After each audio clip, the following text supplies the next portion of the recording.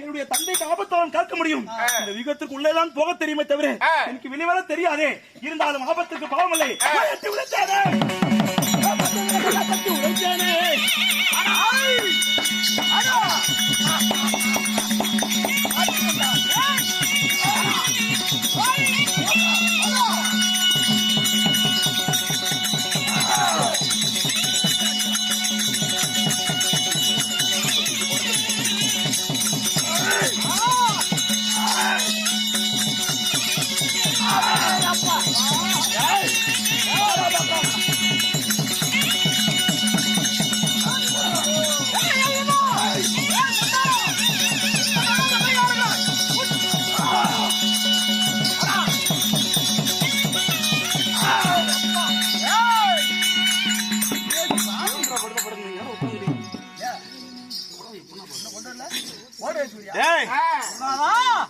எல்லாரும் சத்தியமூர்த்தி வந்தா சும்மா விட்டு நினைக்கிறாயா?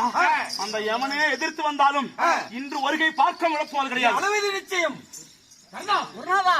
என்ன செய்யலாம்? பத்மயோகமும் அமைச்சு விட்டோம். ஆனால் அவன் அதாவது வெற்றி பெற முடியவில்லை. இரு கையிலையும் வானபிரயோகம் செய்கிறான். அவனோடு சவர்முடியவே முடியலையே. தம்பி தெரியாதா? எனக்கு ஒரு ஆலோசனை. ஏன் என்று கேளுங்கள். நேற்று அன்று 3வது வருடத்திலே ஆமா நான் வைத்திருந்தேன்.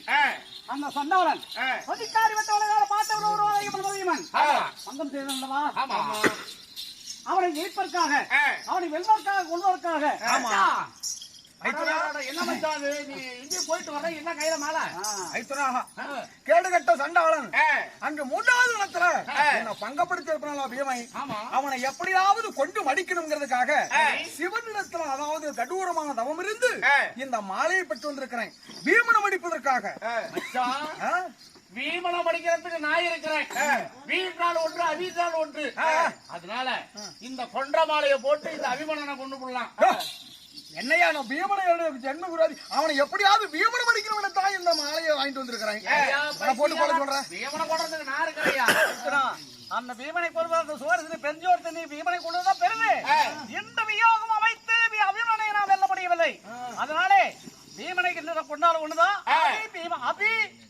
பீமன் போடு இருக்கிறதல்லவா போடு மாலையை போடு போடு மச்சான் நான் பாத்துக்கிறேன். இவனை கொள்ளாக வாங்கிட்டு வந்தேன். நான் பீமனை கொள்றேன் நீ போடு இவனை கொள்ற. அப்படியா? எங்கள் மீது பொண்ணாத்தான் நாம தப்பிச்சு போக முடியும். சரி ஆகட்டும் போடு என் அழிப்பொழுதே போடு போடு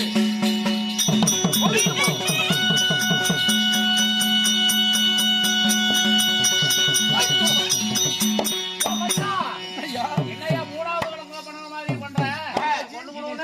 என்ன சொல்லி கொடுத்தாரு? ஆத்திரக்காரனுக்கு புத்தி மட்டும் அறிவு மட்டும் என்று சொன்னாங்க. சிவன் கொடுத்த மாலையை சிவன் என்ன சொன்னார் என்று அறியாமல் புரியாமைக்கு ஆத்திரத்தை என்னை கொள்வதற்காக வீசி எறிந்து விட்டாய்.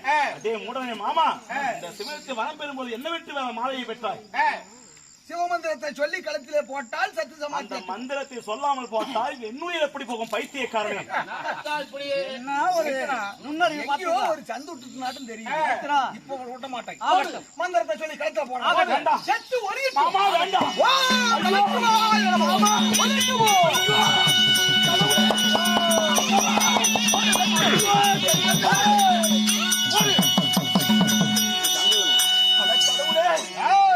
ஆயிரம் வார்த்தை சொல்லி கூட கொன்ற மாலையின் கழுத்தில் போட வேண்டாம் என்று சொல்லி மாலையை போட்டு அங்கத்தே இந்த சக்தி சாமர்த்தியம் அனைத்தையும் விளக்க செய்து விட்டீர்களே.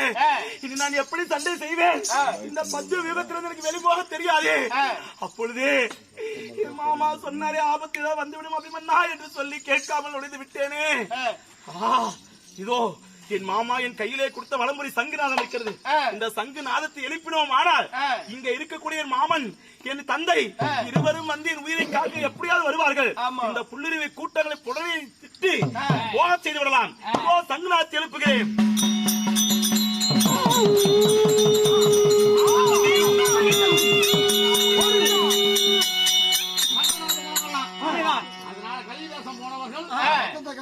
உடனே வருவாங்க. விடாத போடு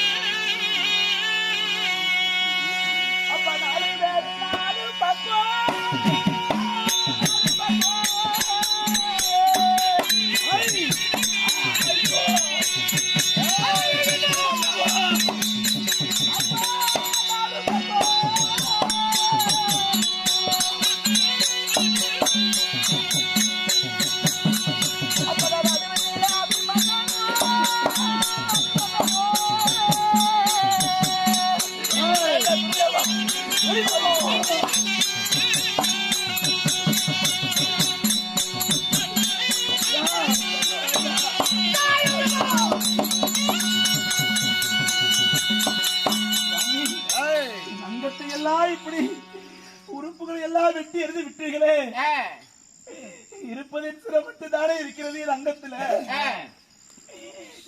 கேட்டாலும் இல்லை என்று மறுக்காத கொடைவல்லரே கண்ண மகாராஜா, இந்த பாலும் பாவியின் தந்தை மாறுலாக்கு ரணகத்தை உங்களுக்கு ஒரு யாசகம் கேட்கிறேன். உங்கள் கையில ஏதேனும் ஒரு ஆயுதம் இருந்தா அதை என் வாயால் கொடுத்தீர் என்றால் இங்க இருக்கக்கூடிய வல்லவர்கள் யாராக இருந்தாலும் எவரும் என்னால் தடுக்க முடியும். எனக்கு ஆயுதத்தை யாசகமாக கொடுங்க சாமி, எனக்கு ஆயுதத்தை யாசகமாக கொடுங்க. நிராயுதபாணியாக தவிக்கின்றான் அபிமன்னன். இதோ மனமளிக்கிறேன், இதோ தருகிறேன். உண்ட வீட்டுக்கு நண்டகமும் பால் வைத்த வீட்டுக்கு பாதகம். யாருக்கு யார் இடத்துல இருந்து யாருக்கு ஏசகமா ஆயுதத்தை கொடுக்கிற? நிராயுதபாணியாக இருக்கிறானே என்பதற்காக மனமளிக்க கொடுத்தேன் துரியோதனா. இறக்கப்பட்டு இந்த ஆயுதத்தை கொடுத்தா நம்ம உயிரோட உயிரோட போக முடியுமா? அதனால ஆயுதத்தை கொடுக்கிற மாதிரி நீட்டி போட்டு சொல்ல விட. அது வேணா இதோ ஆயுதம் தருகிறேன்.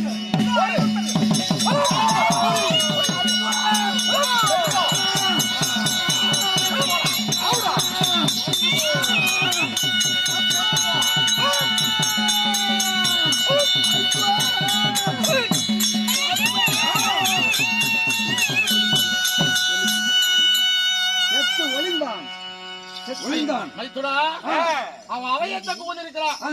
அவையச்சங்க காதல கேட்டா தேசம் போனவங்க உடனே வந்துருவாங்க. நாம இங்க இருக்க கூடாது, தப்பித்து ஓடி விடலாம்.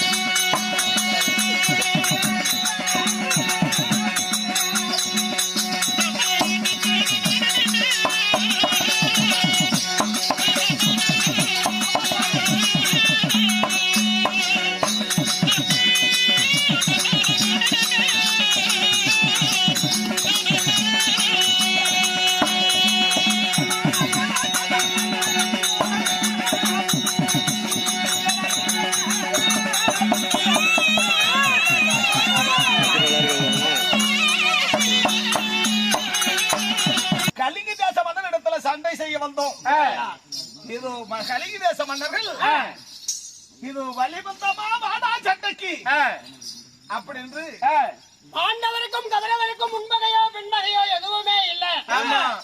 பாண்டவருக்கும் கௌரவருக்கும் தான் பாரத போர் நடக்குது. சிங்களீர்களுக்கும் பாண்டவர்களுக்கும் முன்பகையோ பின்பகை எதுவுமே இல்ல. அப்படி இருந்தோம் பீமா அர்ஜுனா வீரதீரம் தமிழ பராக்கிரமம் இருந்தால் வாங்கடா யுத்தத்துக்கு அப்படின்னு சிங்களீர்கள் அழைக்கிறார்கள். அப்படி என்றா இவர்களை விட போறதில்ல.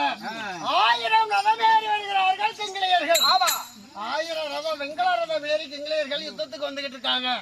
அர்ஜுனா ஒரு நொடியில இந்த சிங்களீர்களுடைய படையை எல்லாம் மோசம் செஞ்சுட்டு புறப்படணும். நாம ஆகட்டும் இருக்கிறாவா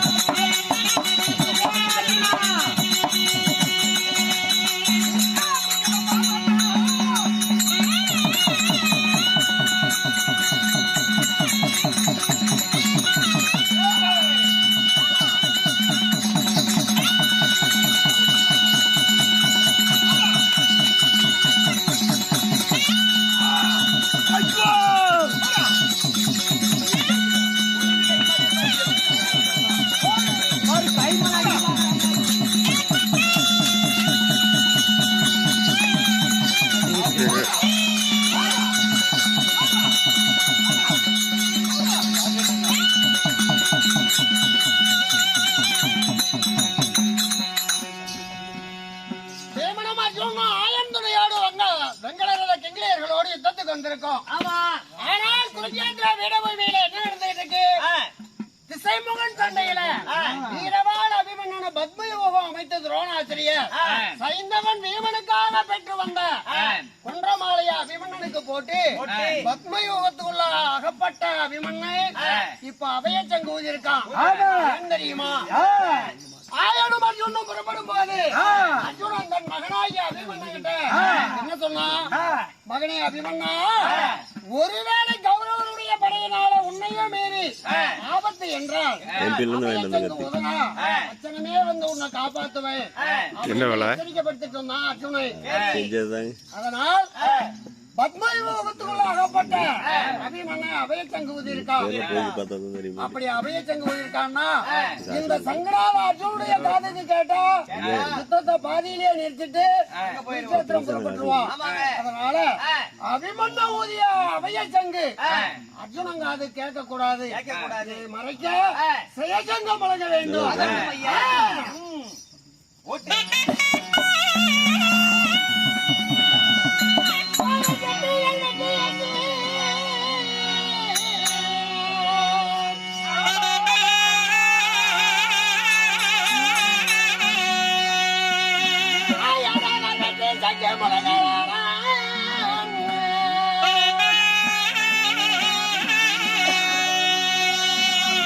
அர்ஜுனருக்கு வெற்றி என்று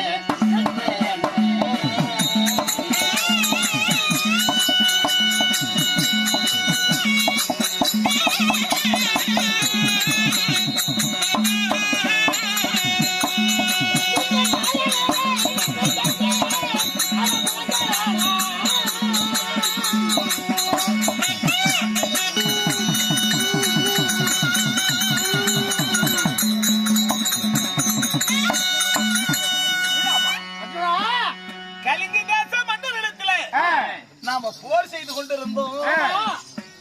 சண்டை முடியல, இன்னும் பதவி யுத்தமான முடியல. போர் முடியாததுக்கு முன்னியே வெற்றி சென்று ஊதுற அர்ஜுனா, வழக்கமா 12 குருஜேத்திரத்துல யுத்தம் நடக்கும். அங்க என்ன நடக்குதுங்கிற விஷயத்த பாசனையில இருக்கக்கூடிய தர்மராஜாவோ மற்றவர்களும் தெரிஞ்சுக்குவாங்க. ஆனா நாம இப்ப கிங்கிலியோட யுத்தம் செய்ய பல நாடுகளை கடந்து வந்திருக்கோம். பீமனும் அர்ஜுனும் கண்ணனுடைய துணையோடு யுத்தத்துக்கு போனாங்களே, என்ன நடந்ததுன்னு பாசனையில இருக்கக்கூடிய தர்மராஜாவுக்கு தெரியுமா? அதனால இந்த சங்கதி இன்றைய யுத்தத்திலும் தம்பிமார்கள் ஜெயமடைஞ்சிருக்காங்கன்னு தர்மராஜாவுக்கு தெரிய வேண்டும் என்று நம்ம ஜெயசங்கம் முழங்கியிருக்கோம்பா. வேற உன்னை அவமானப்படுத்தணுங்கிற எண்ணத்தோட இந்த ஜெயசங்கம் முழங்கல. அர்ஜுனா, மாமாங்க போறேன்.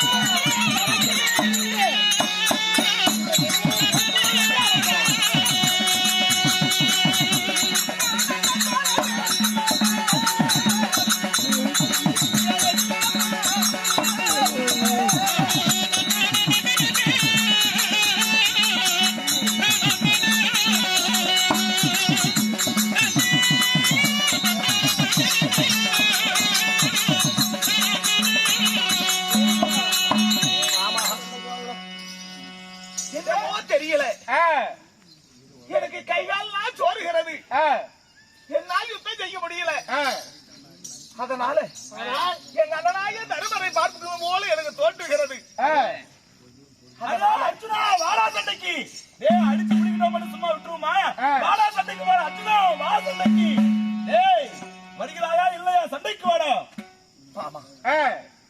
எதிரிங்க தரைக்கு மேல கொக்கரித்து கொண்டிருக்கிறாங்க. எதிரி விக்ராமா, எங்க அண்ணனை பார்க்காம என்னால் யுத்தம் செய்ய முடியாது. அர்ஜுனா, தோலை துடிக்கவும் குடுகுறி மாறவும் அவசரம் தோன்றுகிறதா? அர்ஜுனா, 13 தினங்களா இரவு பகல் பாராம பார்வையத்தை செஞ்சுக்கிட்டே இருக்கிறேன். அதனால மனுஷன் தேகத்துக்கு அழிப்பு செழிப்பு இருக்கத்தான் செய்யும். அதனால தோலை துடிக்கும். இது ஒரு அவசகனமே இல்ல. எதிரிங்க தலைக்கு மேல நின்னு கொக்கரிச்சிட்டு இருக்கான். அதனால இன்னும் பாதை முடியாம இருக்குது. முடியட்டும், அதன் பிறகு போலாம். ஆமா மாமா, மாமா எனக்கு ரத்தமா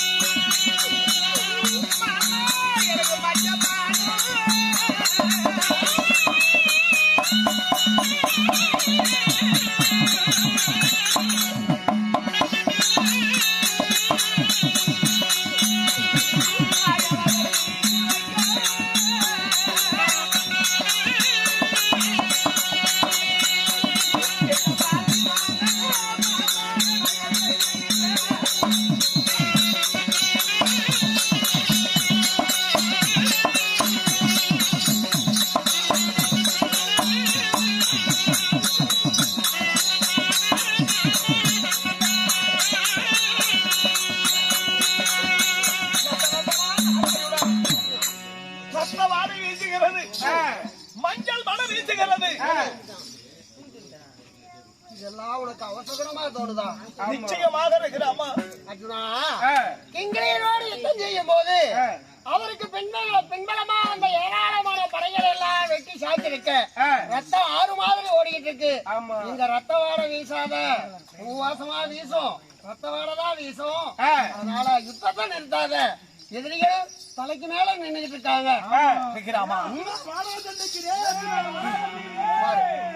இந்த கேடுகட்ட துரோகிங்க என் கண் பார்வையில தப்பவே முடியாது. யுத்தம் எப்ப வேணாலும் செய்யலாம். ஆனா எங்க அண்ணனை பார்க்காம நான் ஒரு பொழுது யுத்தம் செய்ய முடியாது. தேர திருப்பு பாடிகூடாக போக வேண்டும். அர்ஜுனா, வாசனையில் இருக்கக்கூடிய தர்மராஜாவுக்கு ஆபத்து என்னமோன்னு மனசம் படுற பாடு எனக்கும் தெரியுது. ஆனா வாசனையில் இருக்கக்கூடிய தர்மராஜாவுக்கு எவ்விதமான ஆபத்தும் இல்ல. ஏன் தெரியுமா? அதான் அபிமன்யம் போயிட்டான்ல. மாமா, என்ன மாமா சொல்ற? வாசனைக்கு காவலுக்கு அபிமன்யம் போயிட்டான்ல. காவலுக்கு எது பேசினாலும் அபகச குணமாவே தெரியுது. சிகராமா, சேர திருப்பு நான் அண்ணனை பார்க்கணும். அண்ணே என் வார்த்தையில உனக்கு நம்பிக்கை இல்லையா? நான் உன் மேல சத்தியமா தர்மராஜாவுக்கு ஆபத்து இல்ல. போதுமா? ஆனா குருவாக தோழரை எளிதில் வெல்ல முடியும். அவர் எண்ணிவிட முடியாது. ஆமா, ஆனா அதிகம் ஆற்றலும் திறமை உடையவர் தோழர். தோழருடைய வீரத்தை பற்றி நன்கு எனக்கு தெரியும். அதனால அந்த தோழரால எனக்கு அண்ணனுக்கு ஆபத்து ஏற்பட்டு இருக்குமோ அப்படி என் மனமாக பட்டது துடிக்கிறது. அர்ஜுனா, அங்க போனவன் எப்படிப்பட்டவன்? 105 பேர் துரோணரிடம் வில்வித்தை கத்துக்கிட்டீங்க. அதுல வில்லுக்கு உகந்தவன் அர்ஜுனனே. உனக்கு கூட ஒரு கையில வில் எடுத்தா ஒரு கையில தான் கணை தொடுக்க தெரியும். ஆனா மகருக்கான என் மருமகன் அபிமன்யு இரு கையிலையும் மாறி மாறி யுத்தம் செய்யக்கூடிய வல்லமை படைச்சவை. அப்படியாப்பட்டவன அனுப்பிட்டு இருக்கும் போது நீ ஏன் கவலைப்படுற?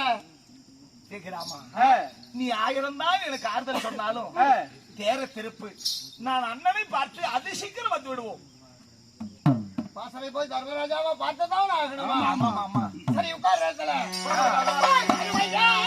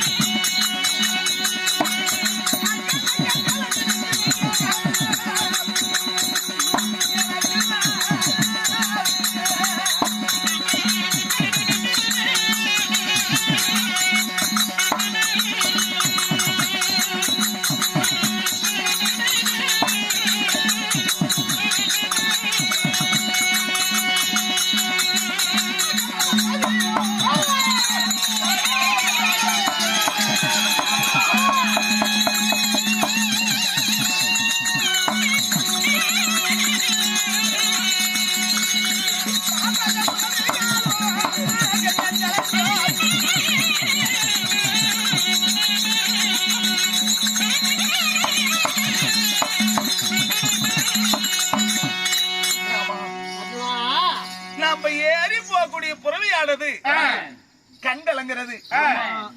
கால்கள் எல்லாம் இடறி இடறி நடக்கிறது. இது என்னமாமா ஆச்சரியம்? அர்ஜுனா, கிங்கிலியோடு யுத்தம் செய்யும் போது கரும்புழுதி செம்புழுதி கதிரவனுடைய ஒளிய பூமியில படாத வண்ணம் மறைச்சிருச்சு.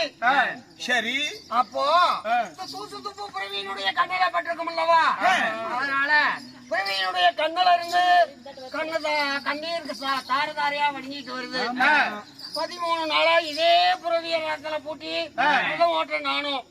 அதுக்கு மட்டும் உடம்புல அலுப்பு செலுப்பு இருக்காதா? அதனால நடக்கும் போது காலை இடறி இடறி அப்படி எடுத்து வைக்கும் போது நடக்குதே தவிர வேற இதெல்லாம் ஒரு அவசகனம் இல்ல. இது அவசகுணம் இல்லையா? இதெல்லாம் ஒரு அவசகனமா? கிராமா, புறப்படு போகலாம். அர்ஜுனனுக்கு மஞ்ச மணவாட வீசமும் ரத்தவாட வீசமும் ரதத்துல பிடித்திருக்கக்கூடிய புறவியினுடைய காலெல்லாம் இடறி இடறி நடக்கவும் கண்ணிலே நீர் சொரியவும் இதுவெல்லாம் ஏதோ அவசரமா இருக்குதுன்னு அர்ஜுனன் சொல்லியிருக்கான். ஆமா ஐயா, தெய்வலோகத்துக்கு அதிபதியே தேவேந்திரனே, சுவாமி, உங்களால் இன்று ஒரு உதவி ஆக வேண்டும். என்னால் உங்களுக்கு என்ன ஆக வேண்டும்? என்ன உதவி தெரியுமா? இன்றைய தினம் உன்மகனாகிய அர்ஜுனனை காப்பாற்ற வேண்டுமே. ஆனால் எனக்கு நீங்க ஒரு உதவி செய்யணும். என்ன சுவாமி செய்ய வேண்டும்? என்ன செய்யணும் தெரியுமா? தாங்கள் ஒரு பிராமணன் போல தன்னுடைய உருவத்தை மாற்றி தன் மகன் பாரத போர்ல இறந்த மாதிரி அவனை தகனம் செய்யற மாதிரி தகனம் செஞ்சுட்டு இருக்கணும். அப்ப அர்ஜுனா வந்து தடுத்தா, எனக்கு நேர்ந்த இக்கதி உனக்கு நேர்ந்தா நாளை நீ சாக மாட்டியா அப்படின்னு எப்படியா தந்திரமா அவங்கிட்ட ஒரு சத்தியம் வாங்கணும். இல்லன்னா அர்ஜுனா இன்று 13வது நாள் யுத்தத்தால தனக்கு தானே தற்கொலை செஞ்சுக்குவான். ஏன் தெரியுமா? பாண்டவருக்கு 13 பிள்ளைகள். இந்த 13 பிள்ளைகள ஆசாபாசமா பாண்டவர் வளர்த்தக்கூடிய பிள்ளை அபிமன்னை. அந்த அபிமன்னை இன்னைக்கு 13வது நாள் சண்டையில செத்துட்டான். மகன் செத்துட்டான்னா முன்ன பின்ன யோசிக்க மாட்டான் அர்ஜுனை. தனக்கு தானே தற்கொலை செஞ்சுக்குவான். அதனால உண்பா மகன் காப்பாற்ற வேண்டுமே. ஆனால் இன்று நான் சொன்னது போல நாங்க போற வழியில ஒரு பிராமணன் போல நீங்க வரணும். ஆகட்டும் சுவாமி, ஆகட்டும்.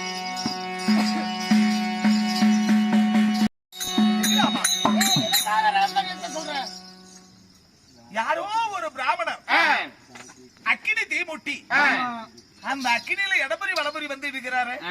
அது என்னன்னு பார்ப்போம். போய்விட்டாயா மகனே? அர்ஜுனா, எப்படிடா இதுக்கு மேல இருக்கிறது? தர்மராஜாவுக்கு என்ன ஆபத்தோ, காவலுக்கு போனா வீரவாள அபிமன்னனுக்கு என்ன ஆபத்தோன்னு என் மனசு படும்பாடுபடுது.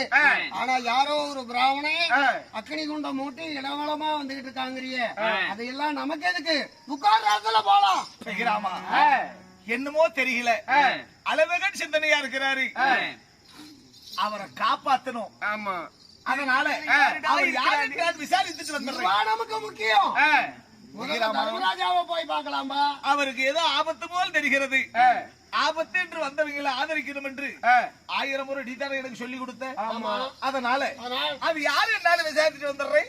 ஒரு சற்று நேரம் கொஞ்ச நேரம் அங்கேயே குளிர் காஞ்சிக்கிறேன். யாரப்பா நீ? ஏன் சாகுற? என் மகை, எனக்கு இருந்து ஒரே மகை, அவன் இறந்து விட்டான். நான் சாகலான்னு போறேன்பா. எப்பா ஒரு மகன் இறந்துட்டாங்கிறதுக்கு தானு சாவறதா?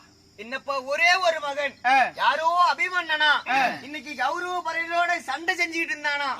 அவன் வேடிக்கை பார்க்க போனாம்பா, சண்டைக்கு போகல. அத வேடிக்கை பார்க்க போனா என் மகன். அத வேடிக்கை பார்க்க போன இடத்துல அபிமன்ன விடுகின்ற செதறிய பானம் பட்டு என் மகன் அடாமுட்டா செத்த போயிட்டானா. சாவல விடு. ஆட்டுக்குட்டி வியாபாரம் இந்த பையன் சண்டை நடக்கிற இடத்துல இவனுக்கு என்ன வேலை? அங்க போவாங்கறான்னு சொன்ன கண்டார் ஓடி போய் கேட்டானா? அப்படியா? ராமனா, நீ நெடிய நாளைக்கு வாழணும். அப்படியா? என்ன நீ சாக கூடாது. ஏன்னா ஒரு மகன் இருந்துகிட்டானுங்கிறோம். நீ சாகலாமா? சாகக்கூடாதா? சாகக்கூடாது. அப்படி என்றால் ஒண்ணு, என்ன? உனக்கு இது போல ஒரு மகன் இருந்து அவன் செத்தா நீ சாக மாட்டியா? அத மட்டும் சொல்லு. நிச்சயமாக. நீ என்ன சொல்ற, என்ன தடுக்கிற? நெருப்பு வேற அமையுது, நீ என்ன தடுக்கிற? ஆனா உனக்கு ஒரு மகன் இருந்து நீ சாக மாட்ட அப்படின்னா எனக்கு ஒரு சத்தியம் உண்டு, நானும் சாக மாட்டேன். ராமனா, எனக்கு ஒரு மகன் இருந்து இப்படி இறந்து விட்டால் நிச்சயம் நானும் சாக மாட்டேன். ஏமாமா சத்தியம் பண்ணாத. சத்தியமும் பத்தியமும் தவறுனா ஆளை கொண்டு போடுமா. சரி, நீங்க பேசி ஏதோ ஒரு முடிவுக்கு வாங்க, நான் சாவறேன். இருப்பா. அதனால அதை விடவும் பிராமணன் கையில சத்தியம் செய்யக்கூடாது. வேண்டாம், என் வார்த்தையை கேளு. வேற பொன்பொருள் தருவேன் கூட ஒரு உதவி செய்ய. மாமா, நான் சத்தியம் செய்யலன்னா இந்த பிராமணர் செத்துருவாரு. ஏமாமா, நம்ம கண்ணு முன்னால ஒரு உயிர் போகுது, அதை பார்த்துட்டு நாம எப்படி சும்மா போக முடியும்? அதனால ஏண்டா என்னாச்சு? நீ வரியா? நீ போடா, அங்க போடா. தூக்கத்துல இங்க வந்துகிட்டு இருக்கிற.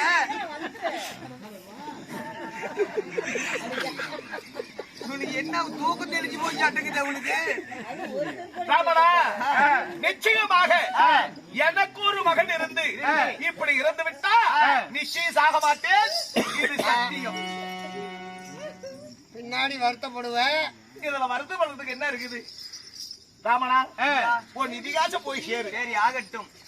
இன்னொரு விஷயம், ஒரு மனுஷன் ஒரு மகன் செத்துட்டாங்கிறதுக்காக தற்கொலை செய்யக்கூடாது.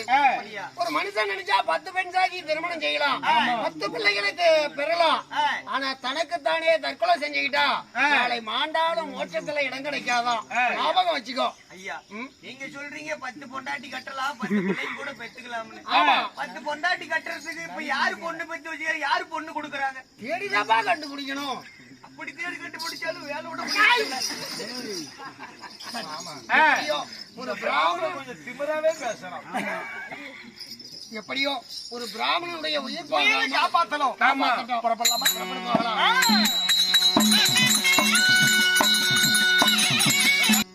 இன்னும் எவ்வளவு தூரம் இருக்கிறது? இன்னும் ஒரு காத தூரம் போகணும். இன்னும் ஒரு காத தூரம். புறப்படுங்க மாமா.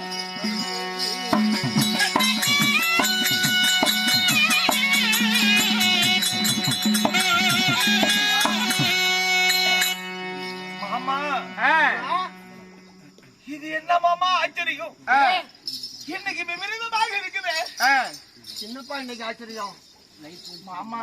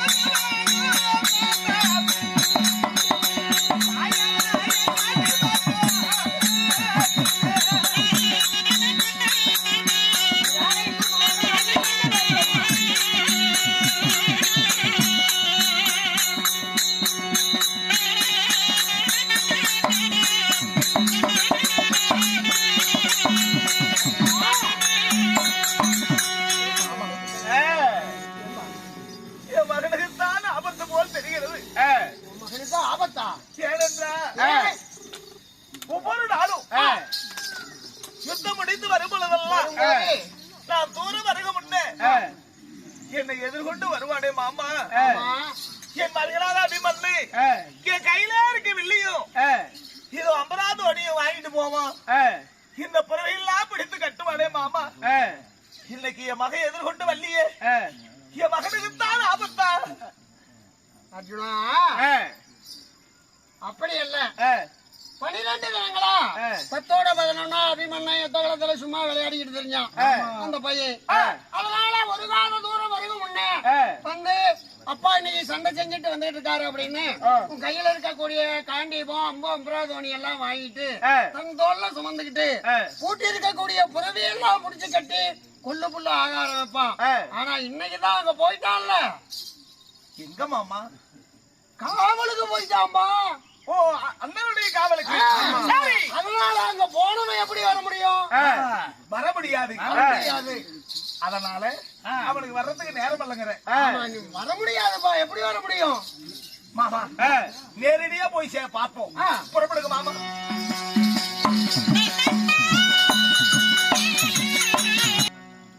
என்ன காரணமோ தெரியல. பாசறை என்பதாக அலுவலாம் கேக்குது. ஆமா.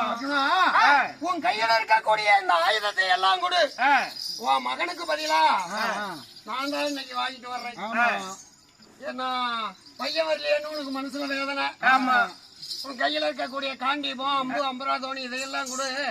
நான் சுமந்துக்கிட்டு வர்றேன். கொஞ்ச நேரம் நீ பாசறையில என்ன நடக்குதுன்னு போய் பாரு. மாமா போய் பாரு. வாங்கிட்டீங்களே, ஏன் திடீர்னு வாங்குனீங்க? உங்களுக்கு ஆயுத வச்சு நான் சண்டைக்கு போக போறீங்களா? நமக்கு அதுக்கு ரொம்ப தூரம். எதுக்கு வாங்குனீங்க? ஏன் தெரியுமா? அபிமன்னன் செத்துட்டான்னு தெரிஞ்சா அர்ஜுனன் தனக்குத்தானே தற்கொலை செஞ்சுக்குவான்.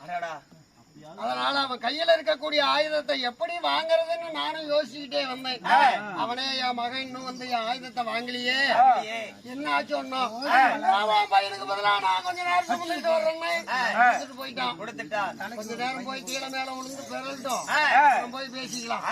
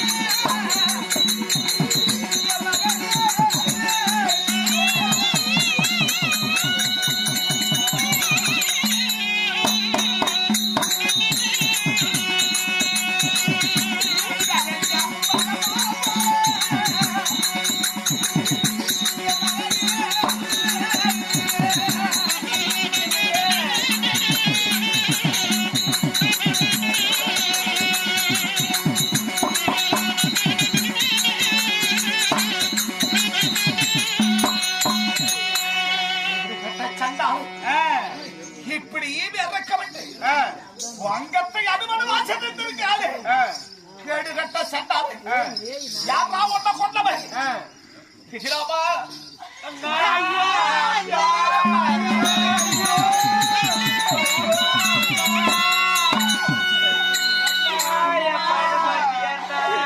வாழைக்கு ஒரு வழி போல தாய்க்கு தலைமையாக ஒரே மகனாக பிறந்து பட்டு போன மரம் போல என் மகன் படுத்திருக்கிறத பாருங்களே அண்ணா. கொடி கம்பம் இருக்க கொடி வேருக்கு என்ன ஆய்விடும் என்று நான் உங்களோட நம்பி அனுப்பி வைத்தனே அண்ணா. இன்னைக்கு இந்த கொடி கம்பம் இருக்க கொடி வேறு அள்ளி விட்டதே அண்ணா. உலகத்துக்கெல்லாம் காக்கக்கூடிய கடவுளாக இருந்த நீங்க என் மகனை காக்காம விட்டு விட்டீர்களே சாமி. எத்தனையோ தேவர்களா எதிர்த்து வந்தாலும் ஜெயமுற முடியாத என்னுடைய கணவர் இருந்தோம்.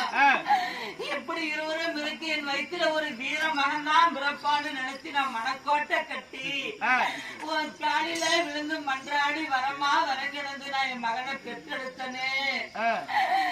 இன்னைக்கு என் மகனோட நிலைமையை பார்த்து என் சாமி கத்திரிக்காய் கூறு கட்டுவதை போல சண்டார்கள் கண்டதுண்டமா என் மகனை கூறு கட்டிட்டாங்களே அண்ணா. ஐயோ மாற்ற வேண்டனாலும் ஆகாது. பாலன் நாட்டுக்காகத்தானே இவ்வளவு உயிர் சேதம்.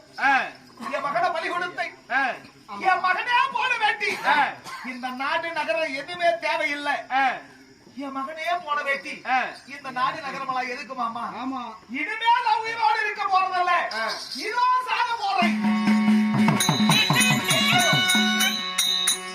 யாருப்பா உங்களை நிச்சயம் பார்த்த மாதிரி தெரியுது? வாய்ப்பு இருக்கிறது. என்ன நினைவு இருக்குதா? அன்னைக்கு நான் என் மகன் சாகும் போது நானும் சாவரன்னு போனதுக்கு என்ன விட்டியா? விட்டுருந்தா நானாவது செத்து தொலைஞ்சிருப்பேன். இப்ப நீயும் செத்து இருக்கலாம்ல. அதனால எனக்கு ஒரு பிராமணனுக்கு ஒரு நியாயம், சத்திரியனுக்கு ஒரு நியாயமா? என்பது எல்லாத்துக்கும் பொதுவா ஆமா. என்ன சாகக்கூடாதுன்னு தடுக்கிறீல்ல, நீ மட்டும் சாகறது எந்த விதத்துல நியாயம்? நிச்சயமாக செய்த சத்தியம். அப்படின்னா ரெண்டு பேரும் சாவலாம். என்னையும் தள்ளி விடு. நிக்கிறாமா? அர்ஜுனா, யார் மாமா என் மகனை கொண்டவன்? இதற்கெல்லாம் காரணம் சிந்து தேசாதிபதி சைந்தவனே. கேடு கட்ட துரோகி. அண்ணன் தம்பிங்க சண்டை. எதுக்காக அவன் இந்த யுத்தத்துல கலந்துக்கணும்? பீமனை மணிப்பாக்காக கொன்றமாலை வாங்கிட்டு வந்தான். துரோணர் வார்த்தையை கேட்டு அபி என்றாலும் ஒன்று, பி என்றாலும் ஒன்று. அதனால இன்று அபிமன்னனை நாம் அடிச்சாதான் பாரத யுத்தத்துல நாம மீள முடியும். இல்லன்னா அபிமன்னனே கௌரவப்படுகளை இன்னைக்கே மடிச்சிருவான்னு சொல்ல அந்த சைந்தவன் தான்பா அந்த கொன்றமாலையை போட்டு உன் மகன் சாவுக்கு காரணம் வந்தான். நிக்கிறாமா? என் மகனை கொண்டவனே நாளை சூரிய அஸ்தமாவதற்குள், நாளை 14வது நாள், நாளை 14வது நாள் சூரிய அஸ்தமாவதற்குள் என் மகனை கொண்ட அந்த சைந்தவனை கொல்லாவிட்டால் என் பெயர் அர்ஜுனன் அல்ல. அப்படி கொல்ல தவறினா அக்கினி தீ மூட்டி என் உயிரை நானே அர்ப்பணிப்பேன். இது சத்தியம். இது ஒரு சத்திரியனுக்கு அழகு. ஆமா, சரி அர்ஜுனா, நாளை நடப்பத பிறகு கவனிக்கலாம். அபிமனுடைய பிரேதத்தை எடுத்து வச்சு தகனம் செய்யுங்க.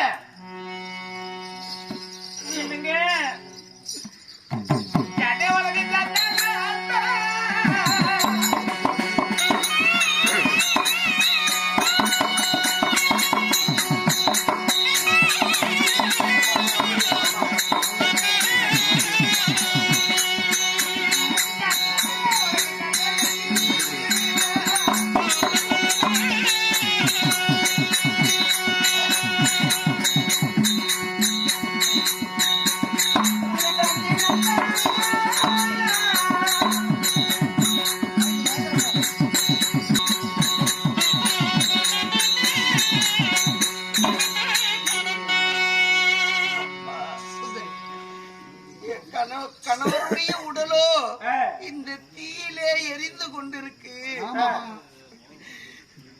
அவருடைய வாரிசு என் வயிற்றுல இருக்கு. நிறைமாத கற்பனையா இருக்கக்கூடிய என்னை விட்டுட்டு எம்மதவி சேர்ந்துட்டார் என் கணவர். இதுக்கு மேல நான் உயிரோடு இருந்தா இந்த வயிற்றிலே பிறக்கக்கூடிய குழந்தைக்கு எவ்வளவு இழி சொல்லி ஏளனம்.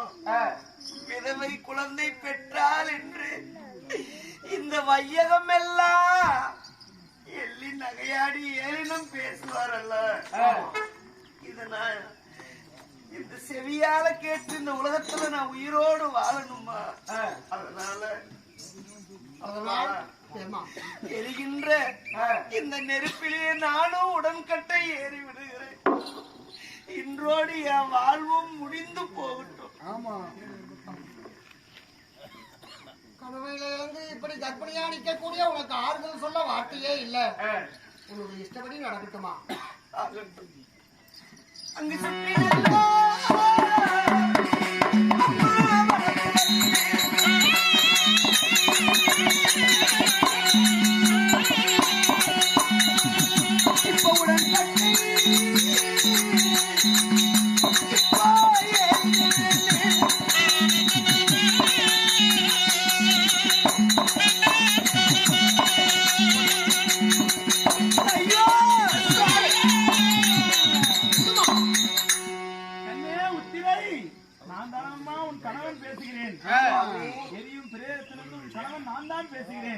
எதற்காக நீ சாக வேண்டும்? நீ சாக வேண்டாம் கண்ணே. நான் தான் மாண்டு மடிஞ்சிட்டேன். சலுக்கு பொறுத்து போனா என்ன? உன் அங்கத்திலே சிசுவாய் வளர்வானே வைத்து புருஷன் கொடுக்கும் மகன். குழந்தைக்காக வேண்டியாவது நீ உயிர் வாழத்தானம்மா வேண்டும். நீ சாகாதே. சிறியன் தீயிலிருந்து அபிமனுடைய சிரம் பேசியதை கேட்டியா? இப்போ வயிற்றுல வளரக்கூடிய இந்த சிசுவுக்காகவாவது நீ வாழ்ந்துதான் ஆகணும்னு சொல்லியிருக்காங்க. அதனால அம்மா சுபத்ரா மருமகளுக்கு ஆதரவா அந்த புறம் கொண்டு போமா.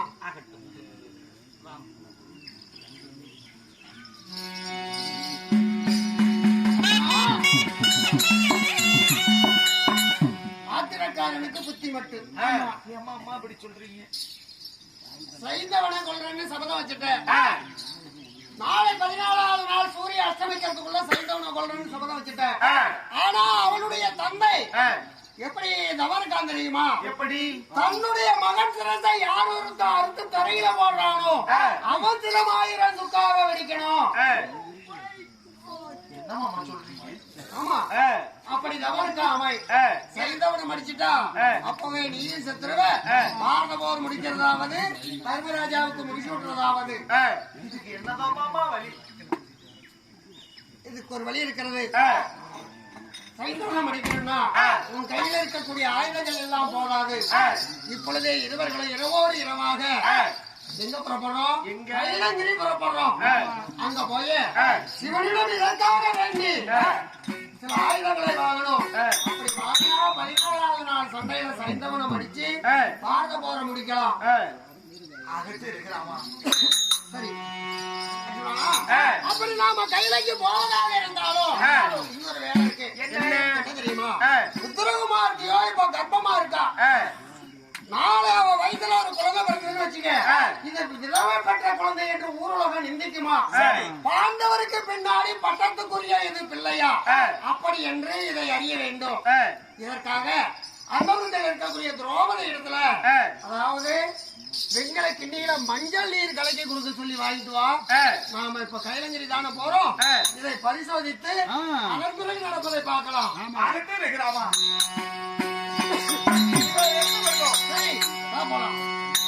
அர்ஜுனா, நாம இருக்கிறது வனத்துல. நேரமும் இரவு நேரம். இந்த நேரத்துல எங்க சிவலிங்கத்தை தேடுறது? எப்போ நீ சிவபூசம் முடிக்கிறது? அதன் பிறகு நாம் இருவரும் எப்போ கைலாக்கி போய் வரம் பெற்று வருவது? இன்னைக்கு ஒரு நாளைக்கு சிவபூசம் தவறுனா தவறட்டும், புறப்பட்டு போலாம். கேக்குறாமா? நம்பியவரை கைவிட மாட்டா அந்த சிவபெருமா.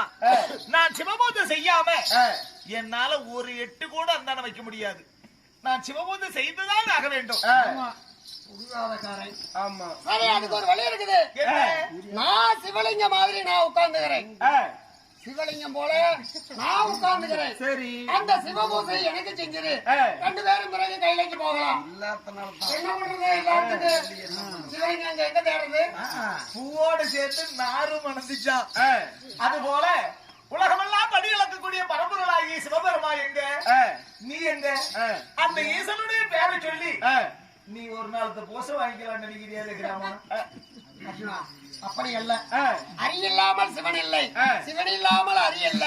அரியும் சிவனும் சேர்ந்ததுதான் அகில உலகம். இதெல்லாம் எப்படி நம்புறது? இதற்கு ஒரு வழி இருக்குது. எப்படி? நான் சிவலிங்கம் போல உட்கார்ந்துக்கிறேன். என் மேல அங்கமெல்லாம் எந்தெந்த இடத்துல எந்தெந்த மலரை வச்சு பூஜை செய்யறியோ இதையெல்லாம் ஞாபகம் வச்சுக்க. சரி, நாம 2 பேரும் எங்க போறோம்? கைலங்கிரிக்கு தானே போறோம். கைலங்கிரியில முதல் வாசப்படியில இருக்கக்கூடிய லிங்கத்துல நீ வச்ச மலரெல்லாம் அடையாளம் தவறாம இருந்தா மாமா சொன்னது உண்மைன்னு நம்பு. இல்லன்னா ஒரு நாளுக்கு பூஜை பொய்ய சொல்லி மாமா வாங்கிட்டாரு அப்படின்னு அதுக்கு மேல என் வார்த்தையும் நம்பாத. சரி, நான் சிவலிங்கம் போல உட்கார்ந்துக்கிறேன். உன் பூஜை ஆரம்பிச்சு.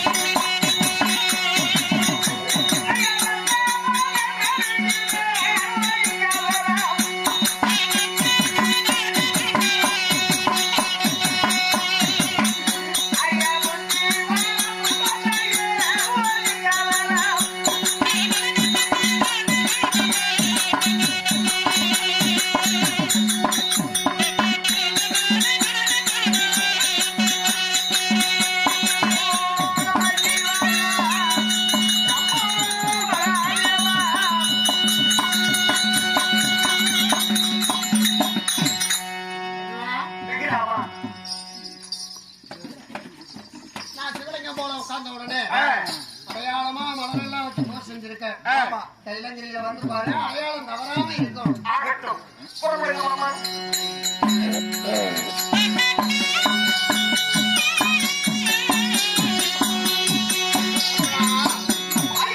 நாம இந்த உடலோடு நாம கைலைக்கு போயிடுறதாக இருந்தால் நடிக நாளாகும். அதனால நாளை உதயாதி காலத்துல 14வது நாள் சண்டை யுத்தம் தொடங்கும்.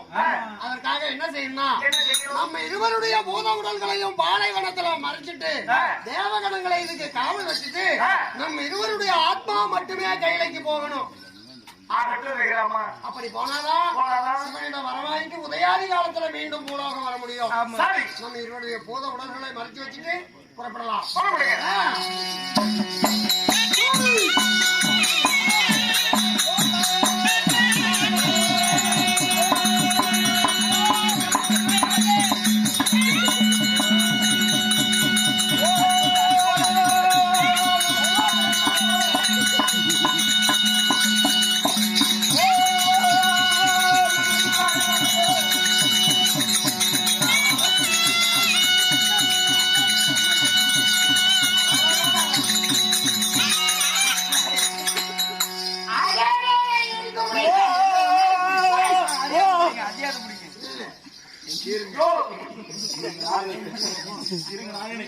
என்னப்பா அது?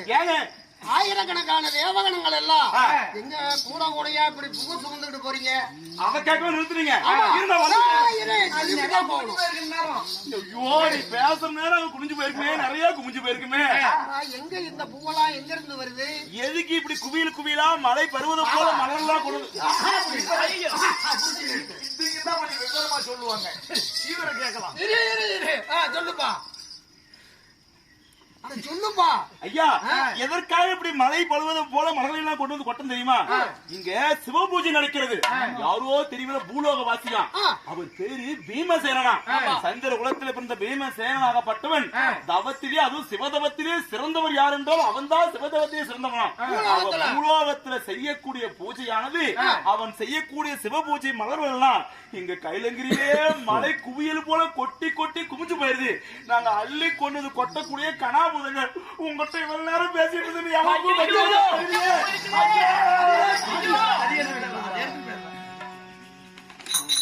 ஆயிரக்கணக்கான தேவகணங்கள் கூட கூடையா சுமந்துகிட்டு போறாங்க. பூலோகத்துல நீமே செய்யற பூதான் இதெல்லாம் வந்து கைலைக்கு உணவு சேருதா? ஆமா, எங்க அண்ணன் பூலோகத்துல வீமன்னா வேற யாரு இருக்காங்க? ஏமாமா, எங்க அண்ணன் செய்யக்கூடிய சிவபூஜை இந்த மலை பருவது போல இந்த மலர்கள் கொட்டுதான். ஆமா, அவன் சிவபக்தனா? அப்படிதான் சொல்றாங்க. ஏமாமா, எங்க அண்ணன் தண்ணியே வாங்க மாட்டாரு. நான் தட்டி வாங்குறது பார்த்ததே கிடையாது. பக்கத்துல படுத்தா கூட கவிஞ்சி அடிக்குது, அக்கா போய் தோணுபடு அப்படின்னு சொல்லுவோம். அவருக்கு சிவபக்தியில் மிகுந்தவனா?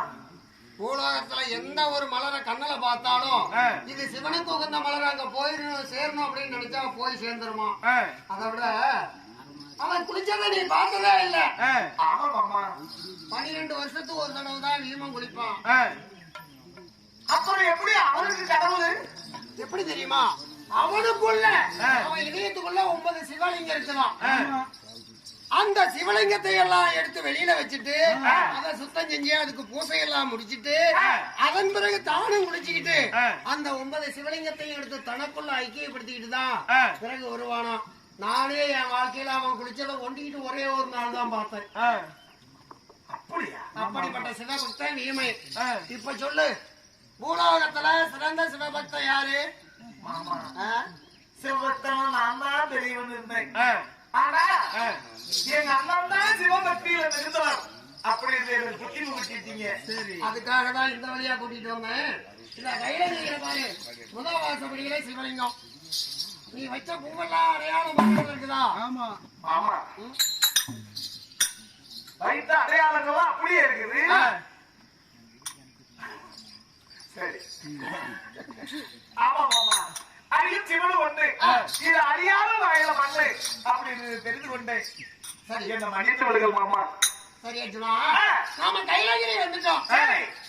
என்ன இருந்தாலும் நீ நரமானிடே. தேவர்களான ரகசியம் பேசுவாங்க, தேவர்கள் எல்லாம் ஒன்னா சேர்ந்திருப்பாங்க. அந்த இடத்துக்கு அவர்களுடைய அனுமதி இல்லாம நீ வரக்கூடாது.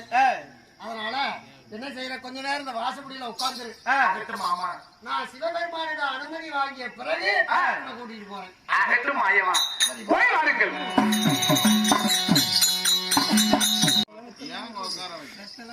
சுவாமி ஏம்பா ஏன் அர்ஜுனனை வெளியே விட்டுட்டு வந்துட்டீங்க? என்ன காரணம்? உடலோடு ஒட்டிய நிழல் போல இருக்கக்கூடியவன் அர்ஜுனன். என்ன இவ்வளவு தூரம் கைலங்கிரி வர்றப்ப கூட அர்ஜுனை கூட்டிட்டே வந்தீங்க, இவ்வளவு தூரம் ஒன்னா இருந்துட்டு இப்ப மட்டும் அவரு கழட்டி விட்டு போயிருங்களா? ஏன்? என்ன காரணம் தெரியுமா? நண்பா, என் தங்கையாகிய சுபதிரையா அர்ஜுனுக்கு திருமணம் செஞ்சு கொடுத்தோம். உண்மைதான், எல்லாருக்கும் தெரியும். ஆமா. அப்போ என் தங்கை ஒரு நாள் என்ன பார்த்து என்ன கேட்டா, என்ன கேட்டாங்க? இப்படிப்பட்ட மும்மூர்த்திகளில் ஒருவராகிய கண்ணனுக்கு தங்கையா பிறந்த எனக்கு பெரிய பாக்கியம். கண்ணனுக்கே நான் தங்க. ஆமா. அதை விட நாசப்பட்டபடி ஆனழகான அர்ஜுனனையே எனக்கு கல்யாணம் செஞ்சு வச்சுட்டேன். ஆமா, இது அந்த அர்ஜுனன் பெருமை. ஒரு பெரிய வில்லாளி வீரசாலி. ஆமா, அது ஒரு பெருமை. அந்த ஆசையை நிறைவேற்றினீங்க. அதே போல என் வயசுல பிறக்கக்கூடிய குழந்தையும் அறிவு, ஆற்றல், வீரம், விவேகம் எந்த குறையும் இல்லாத எனக்கு ஒரு குழந்தை வர வேணும் அப்படின்னு என் தங்கை சுபத்திரை கேட்டான். உங்கள மாதிரி என் கணவன் மாதிரி எனக்கு குழந்தையும் அந்த மாதிரி அந்த மாதிரி இல்ல, தெய்வ பக்தியோட ஆமா அப்படிப்பட்ட ஒரு குழந்தை நமக்கு வேணும் வேணும் அப்படின்னு என் தங்கச்சி கேட்டா. அப்போ பணம் கொடுக்கிற வேலை என் வேலை இல்லம்மா, இது சிவனுடைய வேலை. என்னால எப்படி முடியும்னு நீ மனசு வச்சா நடக்காது. என்ன இருக்குது? என்ன இருக்கு? நீ மனசு வச்சா எனக்கு அப்படிப்பட்ட குழந்தை வரம் கிடைக்கும் அப்படின்னு சுபத்திரை கேட்டா. சரி என்று ஒரு நாள் இது போல தெய்வலாக வந்தவை தேவர்களை பார்த்து என் தங்கைக்கு இப்படிப்பட்ட ஒரு குழந்தை வர வேணும் அப்படின்னு கேட்டேன். ஆமா. சரி. ஆனா தேவர்கள் அப்ப என்ன சொன்னாங்கன்னா, இப்படிப்பட்ட எந்த குறையுமே இல்லாத ஒரு குழந்தை வர வேணும்னா இக்குழந்தை வரத்துக்காக ஒரு மாமேதையானவர் ஒரு முனிவர் தவம் செஞ்சுட்டு இருக்காரு. உங்களை பாருங்க. இல்ல இல்ல, அவரு ஒருத்தர் வேற. சரி, இல்ல குழந்தை வேண்டும் என்று. ஆமா. அதனால அவருடைய தவம் நிறைவேற மானிட ஆயுள் இன்னும் 18 வருஷம் இருக்குது. மானிட ஆயுட்கள்ல 18 வருஷம் கழிச்சுதான் அவருக்கு இந்த வரம் கொடுக்க முடியும். ஆமா, அதுவரை அவர் தவம் செஞ்சிட்டு இருப்பாரு. அதுவரை அந்த ஆத்மா சும்மா தான் இருக்குது. இருக்குது. அதை வேணா குழந்தை வரமா வாங்கிங்க அப்படின்னு சொன்னாரு. என் தங்கச்சி அறிவு, ஆற்றல், வீரம், விவேகத்தை இதைதான் கேட்டாலே தவிர ஆயுளை கேட்கல. அதை மட்டும் விட்டுட்டாங்க. சரி, அதனால சரி தங்கையினுடைய ஆசைய விருப்பத்தை நிறைவேற்றி ஆகணுமே அப்படின்னு 18 வருஷம் ஆயுள் இருந்தா கூட போதும், அதையே குழந்தை வரமா கொடுங்க அப்படின்னு கேட்டேன். சரி. அப்ப தேவர்கள் சொன்னாங்க, ஒன்ன நம்ப முடியாது. என்னையா உங்களை சரியானு சொல்லிருக்காங்க. ஆமா. ஏன்னா யாருக்குமே கடை வாங்குறவனு கூட வாங்கும் போது இருக்கிற பிரியம் கொடுக்கும் போது இருக்காதான். ஆமா, ஆனா வீணை கண்டிப்பா நம்ப முடியாது. கண்டிப்பா நம்ப முடியாது. அதனால உன்னை நம்பி இந்த ஆத்மாவை குழந்தை வரமா கொடுத்துட்டா வாங்கும் போது இருக்கிற பிரியம் கொடுக்கும் போது இருக்காது. ஆமா ஆமா ஆமா. இப்ப வாங்கும் போது வாங்கிக்க வரத்த. ஆமா, நாளைக்கு நீ ஏதாவது ஒரு சூது பண்ணி விடுவ அப்படின்னாங்க. இதுக்கு பணைய பொருளா எதையாவது கொடு வைக்கணும் அப்படின்னாங்க. சரியாதான் இருக்கு. ஏதாவது பிரமாணம் கொடுத்துட்டு நீ கடன் வாங்கிட்டு போ. என்கிட்ட என்ன இருக்குது? சங்கு சக்கரம் தான். உங்களுக்கு என்ன இருக்குது? எல்லாம் என்கிட்ட பொருள் இருக்குது. சங்கும் சக்கரம் தான் இருக்குது. சக்கரம் மட்டும் தான் இருக்கு. அதனால என் சக்கராயுதத்தை பணைய பொருளா வைக்கிறேன். சரி, இந்த குழந்தை என்னைக்கு இந்த ஆத்மா வந்து தேவபதி சேருதோ அன்னைக்கு இதை நான் மீட்டுக்கிறேன் அப்படின்னு சொல்லி அத சக்கராயுத்த பணைய பொருளா வச்சுட்டு அந்த குழந்தை வர வாங்கிட்டு போனேன். 18 ஆயுள் வார்டு இருக்கக்கூடிய அந்த குழந்தை வரத்து வாங்கிட்டு போயிட்டீங்க. ஆமா, சுபத்திரைக்கு அபிமன்னம் பிறந்தா 18 வருஷமும் முடிஞ்சது. 13வது நாள் யுத்தத்துல அபிமன்னனும் செத்துட்டான். ஓ, இதுக்கு எல்லா காரணமும் நீங்க தானா? ஆமா. சரி, என்னங்க? அதனால நாளை 14வது நாள் சண்டையை முடிக்கணும்னா உண்மையான சக்கராயுதம் என் கைக்கு வரணும். சக்கராயுதம் இருந்தா தான் நீங்க நாளைக்கு 14 முடிக்க முடியும். சரிங்க. இதுவரைக்கும் இருந்ததெல்லாம் அறுப்பேன் சும்மா அறுப்பேன். அதெல்லாம் இப்போ 7வது வனத்துல கூட எந்தனுடைய சிரமப்பிற்காக நீங்க சக்கரத்தை அனுப்புனீங்க. சும்மா அறுப்பேன் அது சொல்றதோட சரி. ஆமா, அதெல்லாம் பொய் சக்கரம். இதுதான் உண்மையான சக்கரம். தேவனுடைய பணிய பொருளா இருக்குது. 16 வருஷம் பணைய பொருளை வச்சது உங்களுடைய சக்கரம். ஆமா, ஆகட்டுங்க. அதனால இப்போ கைலங்கிரிக்கு வந்திருக்கேன். இந்த விஷயத்தை சொல்லி உண்மையான சக்கரத்தை மீட்கணும். இதெல்லாம் தெரிஞ்ச அர்ஜுனன் என்ன நம்புவானா? இத்தனை திருட்டுத்தனம் பண்ணிவிட்டு உங்களோட வந்து அவருதான் பைத்தியக்காரன். பரவாயில்லைங்க, நீங்க பொழைச்சுக்குவீங்க. அதனால இந்த ரகசியம் எல்லாம் அவனுக்கு தெரியக்கூடாது. அவனை வாசப்படியிலேயே உட்கார வச்சுட்டு வந்துட்டேன். உங்களால தான் செத்தானா இங்கேயே போட்டு திருப்பிடுவான்.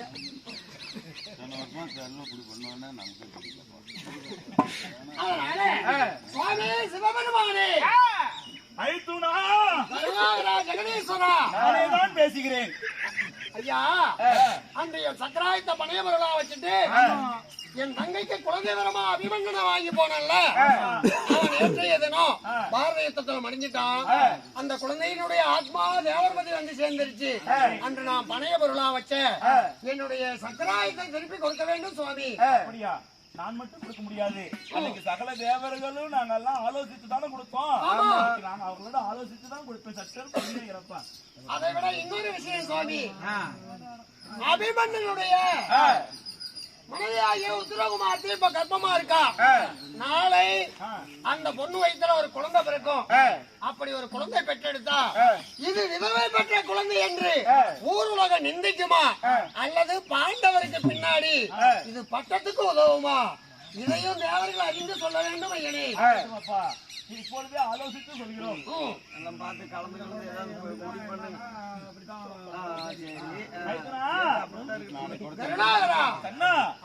நாங்க சகல தேவரும் ஆலோசித்து விட்டோம். உன்னிடத்திலே பெற்ற சக்கரத்தை பொருளாய் கொடுத்தத நாங்க உனக்கு திருப்பி கொடுத்துருமப்பா. அது மட்டும் அல்லாம உன்னுடைய அழகாகப்பட்ட உத்தரகுமாரி அங்கத்தில வருகிறதல்லவா சிசு, அந்த சிசுவை நாங்க பரிசோதித்து பார்த்தோம். இங்க சகல தேவர்களும் அப்படி பரிசோதித்து பார்த்ததுல அந்த குழந்தைய சத்திய வம்சத்தையே நாடாள பிறந்த குழந்தை என்றுதான் பேசுமே தவிர இது விதவை பெற்ற குழந்தையை யாருமே நிந்திக்க மாட்டாங்க. அது நல்ல சிசுதான்ப்பா, நல்ல கருதான். பாண்டவருக்கு பின்னாடி இது பட்டத்துக்குரிய பிள்ளை, பிறந்த குழந்தை என்றுதான் பேசுவாங்க. சரி சுவாமி. அதனால தேவர்களா இது ஒரு தாயினுடைய வயிற்றுல இருக்கும் போது இத பரிசித்து பார்த்திருக்கீங்க. அதனால குழந்தை பேர் பரிசித்து என்று ரொம்ப சந்தோஷம் சுவாமி. அதை விட நாளை 14வது நாள் யுத்தத்துல சைந்தவனை அடிக்கிறேன்னு சபதம் வச்சுட்டான் அர்ஜுனன். அப்படி சைந்தவனுடைய சிரசாத்து தரையில போட்டா அர்ஜுனுடைய தலை வெடிச்சு போயிடும். அதனால அதை கேட்ட ஆயுதம் வரமா நீங்க தர வேண்டும். அப்படியா? ஆமா. அப்படிப்பட்ட சைவனை கொள்வதற்காக ஒரு ஆயுதம் இருக்கிறது.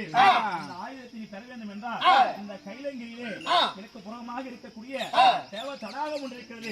அந்த தடாகத்துக்குள்ளே சென்று வெளியே வந்து பார்த்தீரானால் அதற்குள்ளாக 3 கண் படைத்திட்ட புதிய அஸ்திரம் என்று சொல்லக்கூடிய ஒரு ஆஸ்திரமாக இருக்கிறது. அந்த ஆயுதத்தை பெற்று சென்றால் அதை நடக்கக்கூடிய 14வது நாள் யுத்தத்துல அர்ஜுனன் கையால் சைந்தவன் மாறுவது உறுதி. அப்படியே அகட்டும் ஐயனே.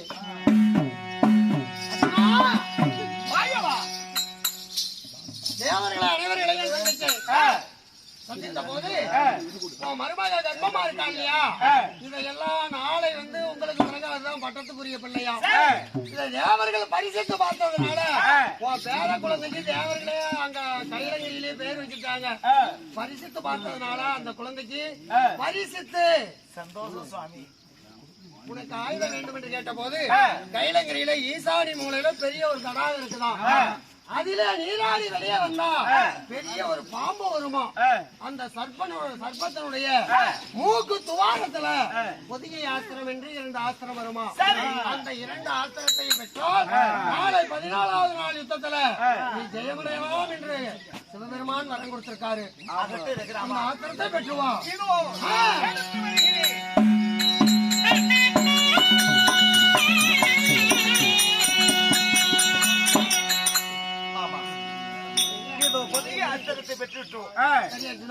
உதயாதி காலத்துக்குள்ள நாம மீண்டும் குருஷேத்திரம் போய் சேர வேண்டும்.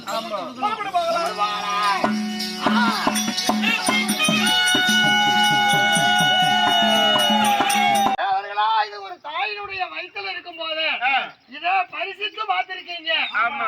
அதனால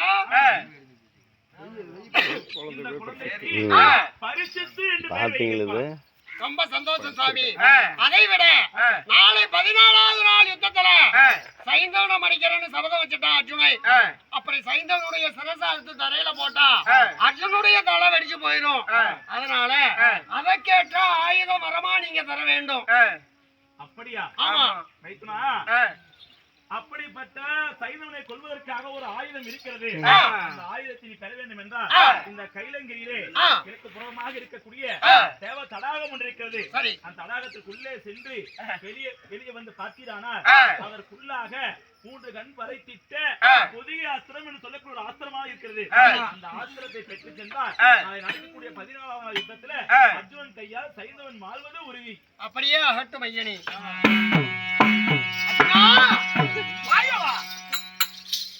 தேவர்களை அனைவர்களையும் சந்தித்த போது மருமக கர்ப்பமா இருக்கா இல்லையா, இதையெல்லாம் நாளை வந்து உங்களுக்கு பிறகுதான் பட்டத்துக்குரிய பிள்ளையா. இதை தேவர்கள் பரிசித்து பார்த்ததுனால உன் பேர குழந்தைக்கு தேவர்களே அங்க கைலங்கிரியிலே பேர் வச்சுட்டாங்க. பரிசித்து பார்த்ததுனால அந்த குழந்தைக்கு பரிசித்து சந்தோஷம் சுவாமி. உனக்கு ஆயுதம் வேண்டும் என்று கேட்ட போது கைலங்கிரியில ஈசானி மூலையில பெரிய ஒரு தடாகம் இருக்குதான். அதுல நீராடி வெளியே வந்தா பெரிய ஒரு பாம்பு வருமா. அந்த சர்ப்பத்தினுடைய மூக்கு துவாரத்துல பொதிகை ஆசிரம் என்று 2 ஆசிரம் வருமா. அந்த 2 ஆசிரத்தை பெற்றால் நாளை 14வது நாள் யுத்தத்துல நீ ஜெயமடையலாம் என்று சிவபெருமான் வரம் கொடுத்திருக்காரு. அந்த ஆசிரத்தை பெற்றுவா.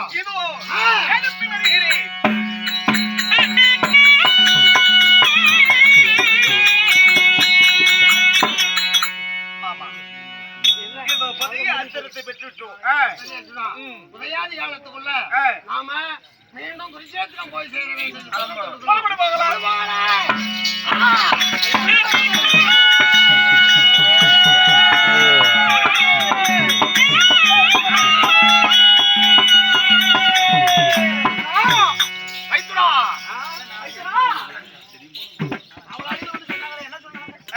அவங்க அந்த அர்ஜுனனாகப்பட்டவன் யார் என்னுடைய மகனை அபிமன்னனை கொண்டானோ நாளை சூரிய உதயமாகி அஸ்தமாவதுக்குள்ள அவனை கொல்றேன். அப்படி அவனை கொல்ல தவறனா அக்கடி தீ மூட்டி அந்த அக்கடியிலே நானும் மாட்டுப்படுகிறேன் அப்படின்னு சபதம் வச்சிருக்கிறானா. என்ன கொல்றா? இன்னும் நீ காலி அவ்வளவுதான். பாவி சண்டாளா. மலையாட்டு நம்பி வந்தேன். உங்களுக்கு என்ன கவலை? எனக்கு தானே கவலை. நீயா கவலைப்படுற? மாலைய கழுத்துல அப்பயே போட வேண்டாம்னு சொன்னேன். என்னுடைய வார்த்தையை கேட்காத கழுத்துல போட்ட உடனே நான் கொண்டு சொல்லி அந்த அர்ஜுனன் சபதம் வச்சுட்டான். இனிமே என் உயிர் தப்ப போகுதா? மறைச்சி வைக்க சொல்லி அத தர்மர் தூது விட்டுருக்காங்க. அதாவது தர்மராஜா சகாதேவனை தூது விட்டாங்க. என்னத்துக்காக? கடவுள் கட்சனை தூது விட்டாங்க. எதற்காக? நாங்க 100 பேர் அண்ணன் தம்பி மகள் 105 பேர் இளவரசர் 105 பேர் அரசர்கள். எங்க எல்லாத்துக்கும் ஒரே தங்க திருச்சடை. அவருடைய கணவர் தான் சைந்தவ மகாராஜா. 105 அரசர்களுக்கு ஒரே ஒரு மச்சனை. இன்னைக்கு அவரை கொன்னுட்டு அர்ஜுனன் கொன்னுட்டானா என் தங்கச்சி திருச்சடை அநியாயமா விதவை ஆயிருவா. அதனால வேண்டி எப்படியாவது திருச்சனுடைய தாலி பாக்கி இழைக்க என்பதற்காக உங்களை காப்பாத்துன்னு சொல்லி தர்மராஜாவே தூது அனுப்பியிருக்கிறாரு. அதனால உங்களை மறைச்சு வைக்கணும். மறைக்கிறதுக்கு என்னையா வழி? என்ன வழி? ஒரு இடுப்புல ஒரு கல்ல கட்டி கிணத்துல போட்டுட்டா உள்ளே ஒளிஞ்சுக்கலாம் சாயந்தரம் வரைக்கும். சண்டால துரோகி நீங்களே பண்றதுக்காக போதுமா? அவன் பண்றதுக்கு முன்னாடி நீங்களே கொண்டு போடுவீங்களா? கிணத்துல போட்டா எந்த வருவாங்களோ கிணத்துல கொண்டு போய் கல்ல கட்டி விட்டான உயிர் பொழைப்பனா? மச்சான் நாங்க 100 பேர் இருக்கிறோம். பெரிய தேரு பயங்கரமான கூட்டம். அங்க நிறைய பேர் பிச்சை எடுக்கிறாங்க. மாறு வேஷம் நீங்களும் 10ஓட பண்ண பிச்சை எடுத்துட்டு போங்க. இன்னைக்கு ஒரு நாள் பொழைச்சிக்கலாம். சாமி மலையாரங்காட்டி நீங்க பொழைச்சிக்கலாம். நீ அப்படியெல்லாம் கவலைப்படாத. எப்படி காப்பாத்த போறீங்க? நாங்க 100 பேர் இருக்கிறோம். 100 பேர் உன்னை பின்னாடி மறைச்சு புதப்பையில மறைச்சிட்டு உனக்கு குழி வெட்டுறோம். 100 பேர் சேர்ந்து உனக்கு குழி வெட்டுறோம். குழி வெட்டி எல்லாம் ஒரு பக்கமாவது மண்ணை போட்டு மூடி அவங்களே சாவலாமே. புதப்பையில ஆளை குழி வெட்டி தாள கொண்டு போய் மறைச்சு வச்சிடறோம். மேல மண்ணை போட்டு மூடிடுவோம். மூடுகல்லு மண்ணை போட்டு மூடி விட்டா கணக்கு 100. அதனால போட்டு மூடிடுவோம். நாங்க 100 பேரும் முன்னாடி நின்று சண்டை செய்யறோம். ஆமா, எக்காரணத்தை கொண்டு இங்க பக்கமா வர்ற அளவுக்கு விட்டுறாதீங்க. நீ கவலைப்படாதயா. நாங்க அளவு என்ன மச்சானுக்கு அளவு 6 அடி. 6க்கு 6 வச்சுக்கலாம். 3 6க்கு 3 போதும். 6க்கு 3 வெட்டி விட்டீங்கன்னா கணக்கு நேரா பாப்பீங்க. உன்னை மறைச்சு வைக்கியா? வெட்ட முடியும் மக்களுக்கு.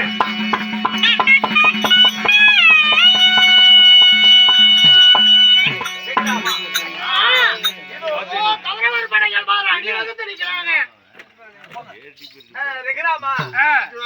இதோ என்னுடைய எதிரி காணோம். ஆனா பாண்டவர்கள் சேனைகள்லாம் அவர்கள் சேனைகள்லாம் அணிவகுத்து கொண்டு நிக்கிறாங்க. இதோ இந்த படைகளை உடைத்து என் எதிரி எங்க இருக்கிறான்னு தேடுறேன். இதுக்குள்ளதான் இருப்பான். எங்க இருந்தாலும் வெட்டி தள்ளு.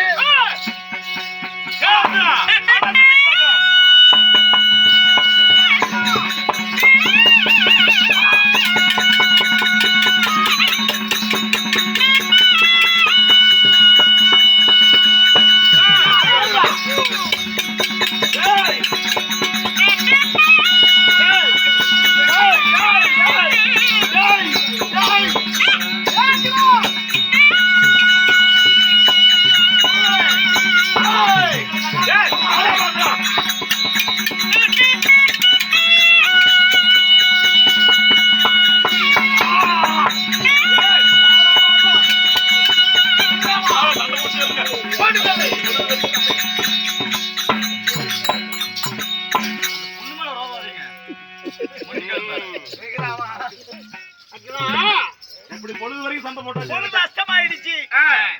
போரின் விதிமுறை சூரியன் அஸ்தமிச்சுட்டா போற நிறுத்துவாங்க. சங்கு முழங்கணும்.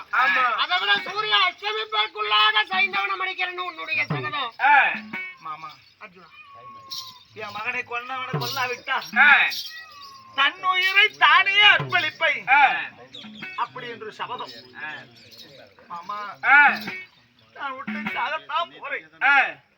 நான் இறந்து விட்டா என் அண்ணனுக்கு அத்தனாபுரத்தை பட்ட சுட்டி வச்சிருக்க மாமா.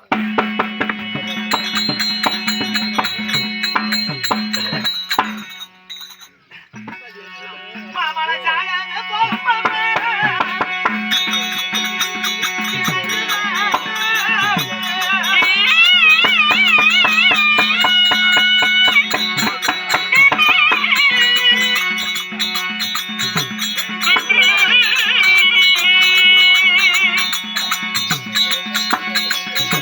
ஆ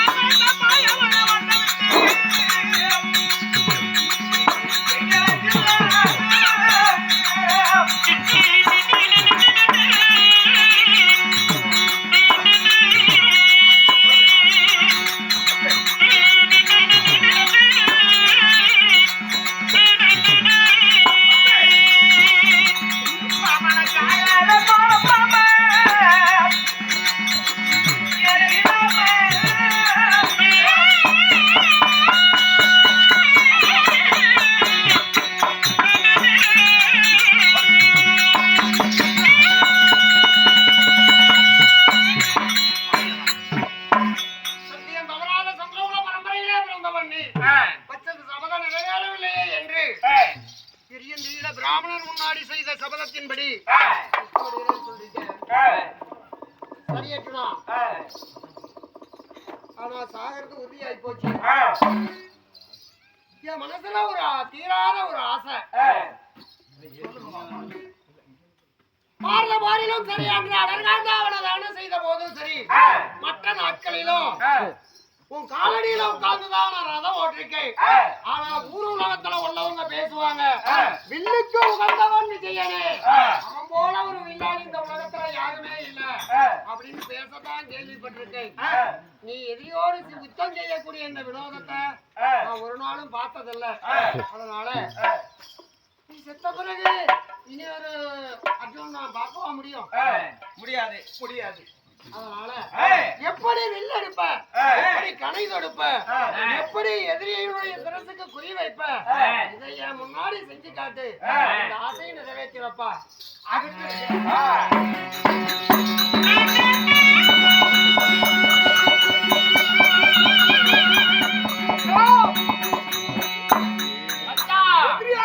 சாக போறான். சத்தியம் செஞ்சுட்டான் நீ. என்னையா சத்தியம்? காலம் பூரா காக்கிறேன்னு சொன்னானே, அவன் மூஞ்ச பாரு கருங்குற காட்டும். ஒரு நாள் காத்த உடனே அவன் மூஞ்ச பாரு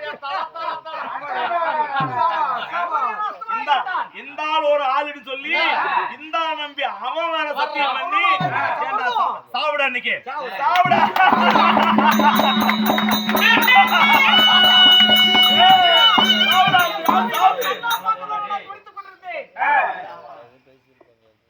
எதிரியாகப்பட்டவன் தலைக்கு மேல கொத்தரித்து கொண்டிருக்கிறான். சாக போற நேரத்துல இதெல்லாம் பாக்குறது எதிரியா மாமா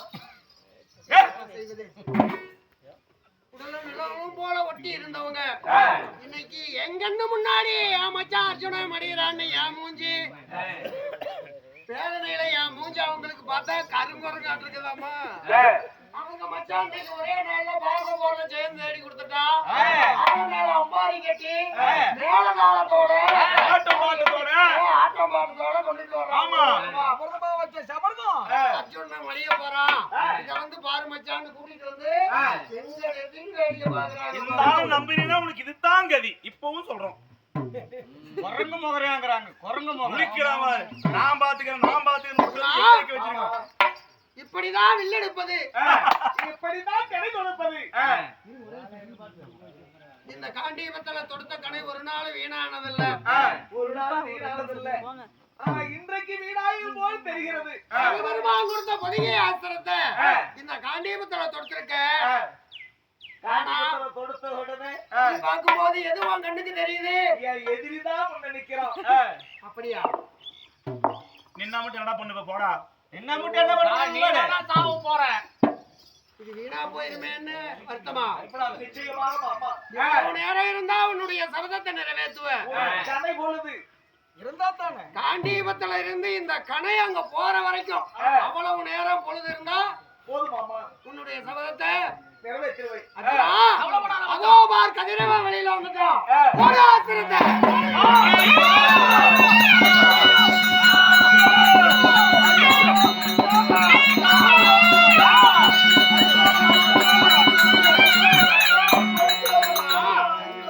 ஒரு ஆத்திரத்துல சைந்தவனுடைய சிரசை அறுத்திருக்க.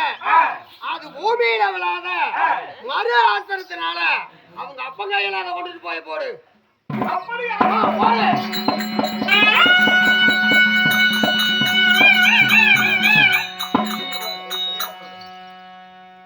ஆஹா, கடவுளை நான் என் மகனாகப்பட்டவன் சுகமா இருக்க வேண்டும் என்று சொல்லி அந்த ஈஸ்வரனை கடுமையா தவம் செய்து கைகளை நீட்டி கடங்களை நீட்டி நான் தவம் செய்யும் பொழுது அந்த ஈஸ்வரன் எனக்கு என்னமோ வரத்தை கொடுத்திருக்கிறார்.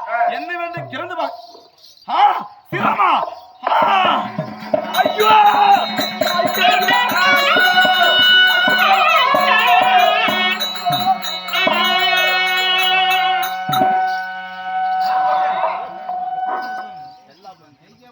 இதற்காகதான் சிவபெருமா 2 ஆத்திரத்தை கொடுத்திருக்காரு. ஒரு ஆத்திரத்துல அவனுடைய சிரத்தை அறுத்த, மறு ஆத்திரத்தினால அவங்க அப்பன் கையிலேயே அதை கொண்டுட்டு போய் போட்டேன். அவன் எப்படி தவம் இருந்தா? என் மகன் சிரசை யார் ஒருத்த அறுத்து தரையில போடுறானோ அவனுடைய சிர 1000 சுக்கா வெடிக்கணும் அப்படின்னு தவறு தான். அவங்க அப்பாவுடைய சிரசை அறுத்தது நீதான். அது அவன் கையில விழுந்த உடனே கண்ணை முழிச்சு பார்த்தா மகனுடைய சிரம். அதனால அந்த பூமியில போட்டது அவங்க அப்பா. சரி, அதனால அவன் சிரம் வெடிச்சு செத்துட்டான். சரி, அதான் நிறைவேறி போச்சு. இன்னும் ஒண்ணே ஒண்ணு. ஏன்னா சூரியனை விட பன்மடங்கு ஒளி உள்ளது உன்னுடைய சக்கரம். ஒரு ஒளியோட ஒளி சேர்ந்தா சூரியன் மறைஞ்சிட்டான்னு நீயும் அக்னி பிரவேசமாக துணிஞ்சிட்ட. ஆமா, கௌரவர்களும் நிலவரைக்குள்ள இருந்த சைந்தவனை ஆன மேல அம்பாரி கட்டி வெளியில கொண்டுட்டு வந்துட்டாங்க. ஏன் சூரிய மறைஞ்சிட்டான்னு? இதுக்கெல்லாம் காரணம் என்ன? நீயும் சரி, கௌரவ படைகளும் சரி, கதிரவ மறைய இன்னும் எவ்வளவு நேரம் இருக்குன்னு யாரும் கவனிக்கல. ஆமா, சண்டையில தான் கவனமா இருந்தீங்க. ஆமா, அப்போ நான் என்ன செஞ்சேன்? என் கையில இருந்த சக்கராயுதத்தை சூரியனுக்கு நேரா நிறுத்தினேன். அப்போ சூரிய அஸ்தமிச்ச மாதிரி பூமி எங்குமே இருள் சூழ்ந்து போச்சு. அதனால நீ சூரியன் மறைஞ்சிட்டான், நான் அக்னி பிரவேசம் ஆகிறேன்னு நீ போயிட்ட. கௌரவர்கள் சைந்தவனை வெளியில கொண்டுட்டு வந்துட்டாங்க. மீண்டும் சக்கராயத்தை விலகிய போது சூரியனுடைய ஒளி வந்தது. உன்னுடைய சபதத்தை முடிச்சுக்கிட்ட. சரி இல்லப்பாம்மா, உன்னுடைய சுதர்ச்சியான சக்கரம் எப்படி கதிரோடு மறைந்தது? ஒளியோட ஒளி சேர்த்தா பிரகாசமா தான் இருக்கும். எப்படி மங்கினது? சூரிய ஒளியை விட பல மடங்கு பிரகாசமா இருக்கக்கூடியது சக்கராயுதம். அந்த சக்கராயுதத்தை சூரியனுக்கு நேரா நிறுத்தினா இன்னும் பிரகாசமா தான் இருக்கும். எப்படி பூமியெல்லாம் இருள் சூழ காரணம் என்ன? சந்தேகமா? ஆமா, அர்ஜுனா, முன்னொரு காலத்துல ருக்மாங்கிற ஒரு ராஜா, சரி, அவன் நாட்டுல ஏகாதசி விரதம் இருந்துகிட்டு இருந்தாங்க வழக்கமா. சரி, அந்த ஏகாதசி விரதம் இருந்தா நரக வேதனை இல்ல, மாண்டாலும் மறுபிறவை கிடையாது, மாற்றம் அடையலாம் அப்படின்னு அந்த ருக்மாங்கதனுடைய நாட்டுல ஏகாதசி விரதம் இருந்துகிட்டு இருந்தாங்க. அப்போ ஏகாதசி விரதம் இருந்தா காலையில பெருமா கோயில்ல துளசி தீர்த்தம் கொடுப்பாங்க. அதாவது தர்மராஜா சகாதேவனை தூது விட்டாங்க. என்னத்துக்காக? தூது விட்டாங்க. எதற்காக? நாங்க 100 பேர் அண்ணன் தம்பி மகன் 105 பேர் இளவரசர் 105 பேர் அரசர்கள். எங்க எல்லாத்துக்கும் ஒரே தங்க திருச்சடை. அவருடைய கணவர் தான் சைந்தவ மகாராஜா. 105 அரசர்களுக்கு ஒரே ஒரு மச்சனை. இன்னைக்கு அவரை கொண்டுட்டு அர்ஜுனை கொண்டுட்டான்னா என் தங்கச்சி திருச்சடை அநியாயமா விதவை ஆயிருவா. அதனால வேண்டி எப்படியாவது திருச்சனுடைய தாலி பாக்கியம் இழைக்க வேண்டுவதற்காக உங்களை காப்பாத்துன்னு சொல்லி தர்மராஜாவே தூது அனுப்பியிருக்கிறாரு. உங்களை மறைச்சு வைக்கணும். மறைக்கிறதுக்கு என்ன வழி? என்ன வழி? ஒரு குழி வெட்டுறோம், ஒரு இடுப்புல ஒரு கல்ல கட்டி போட்டுட்டா உள்ளே ஒளிஞ்சுக்கலாம் சாயந்தரம் வரைக்கும். சண்டால துவகி நீங்களே கொண்டதுக்காக போதும் ஐயா. அப்ப போடுறதுக்கு முன்னாடி நீங்களே கொண்டு போடுவீங்களா? போட்டு எந்த போறாங்களோ கொண்டு போய் கல்ல கட்டி விட்டாலும் உயிர் பொழைப்பனா? மச்சான், நாங்க 100 பேர் இருக்கிறோம். பெரிய தேரு, பயங்கரமான கூட்டம், நிறைய பேர் பிச்சை எடுக்கிறாங்க. மாறு வேஷம் நீங்களும் 10ஓட 10 பிச்சை எடுத்துட்டு போங்க. இன்னைக்கு ஒரு நாள் பொழைச்சிக்கலாம். மலையாரங்காட்டி நீங்க பொழைச்சிக்கலாம். நீ அப்படியெல்லாம் கவலைப்படாத. நாங்க 100 பேர் இருக்கிறோம். 100 பேர் உன்னை பின்னாடி மறைத்து புதப்பையில மறைச்சிட்டு குழி வெட்டுறோம். 100 பேர் சேர்ந்து உனக்கு குழி வெட்டுறோம். குழி வெட்டி எல்லாம் ஒரு பக்கமாவது மண்ணை போட்டு அவங்களே சாவலாம். ஆளை குழி வெட்டி தாள கொண்டு போய் மறைச்சு வச்சிடறோம். போட்டு மூடிடுவோம். போட்டு மூடிட்டா கணக்கு நேரு. அதனால போட்டு மூடிடுவோம். நாங்க 100 பேரும் முன்னாடி கட்டு சண்டை செய்யறோம். ஆமா, எக்காரணத்தை கொண்டு இங்க பக்கமா வர்ற அளவுக்கு விட்டுறாதீங்க. நீ கவலைப்படாதயா. நாங்க அளவு என்ன மச்சானுக்கு? அளவு 6 6க்கு 3 6க்கு 3 போதும். 6க்கு 3 வெட்டி விட்டீங்கன்னா கணக்கு நேரம் உன்னை மறைச்சு வைக்கியா?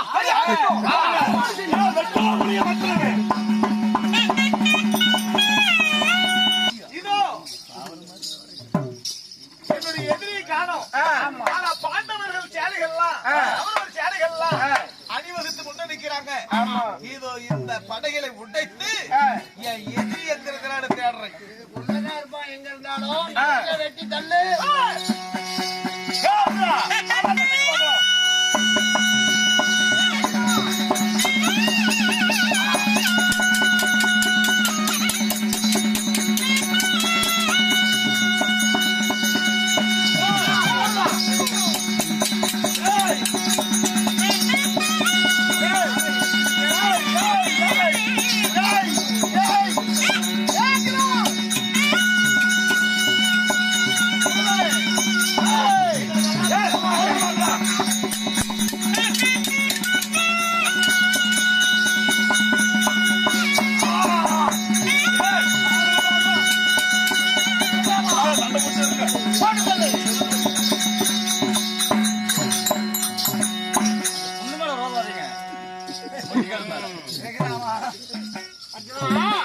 எப்படி பொழுது வரைக்கும் சண்டை போட்டு கஷ்டமாயிடுச்சு. போரின் விதிமுறை சூரியன் அஸ்தமிச்சுட்டா போற எடுத்துருவாங்க, சங்கு முழங்கணும். அதை விட சூரியன் அஸ்தமிப்பதற்குள்ளாக சைந்தவனம் அடிக்கிறேன்னு உன்னுடைய சபதம். மாமா அர்ஜுனா, என் மகனை கொன்னவனை கொல்லாவிட்டா தன் உயிரை தானே அர்ப்பணிப்பை அப்படி என்று சபதம். மாமா நான் விட்டு சாகத்தான் போறேன். நான் இறந்து விட்டா என் அண்ணனுக்கு இந்த அஸ்திராபுரத்தை பட்ட சுட்டி வச்சிருக்க மாமா.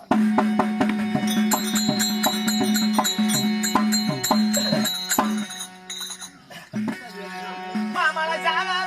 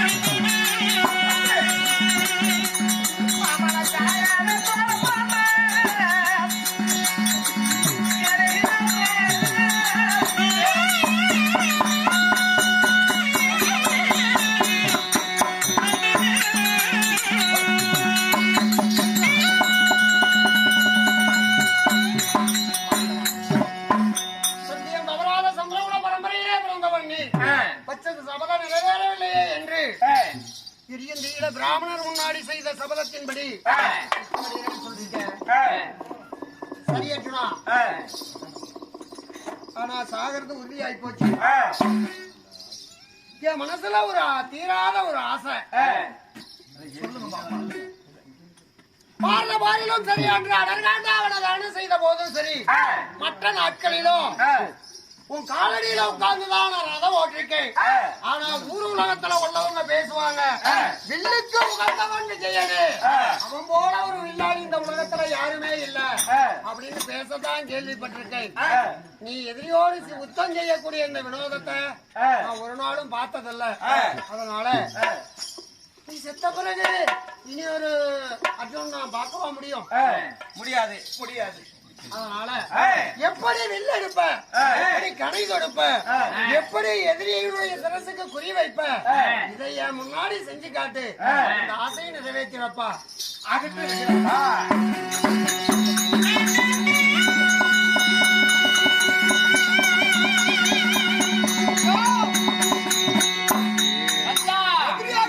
சாக போறான்.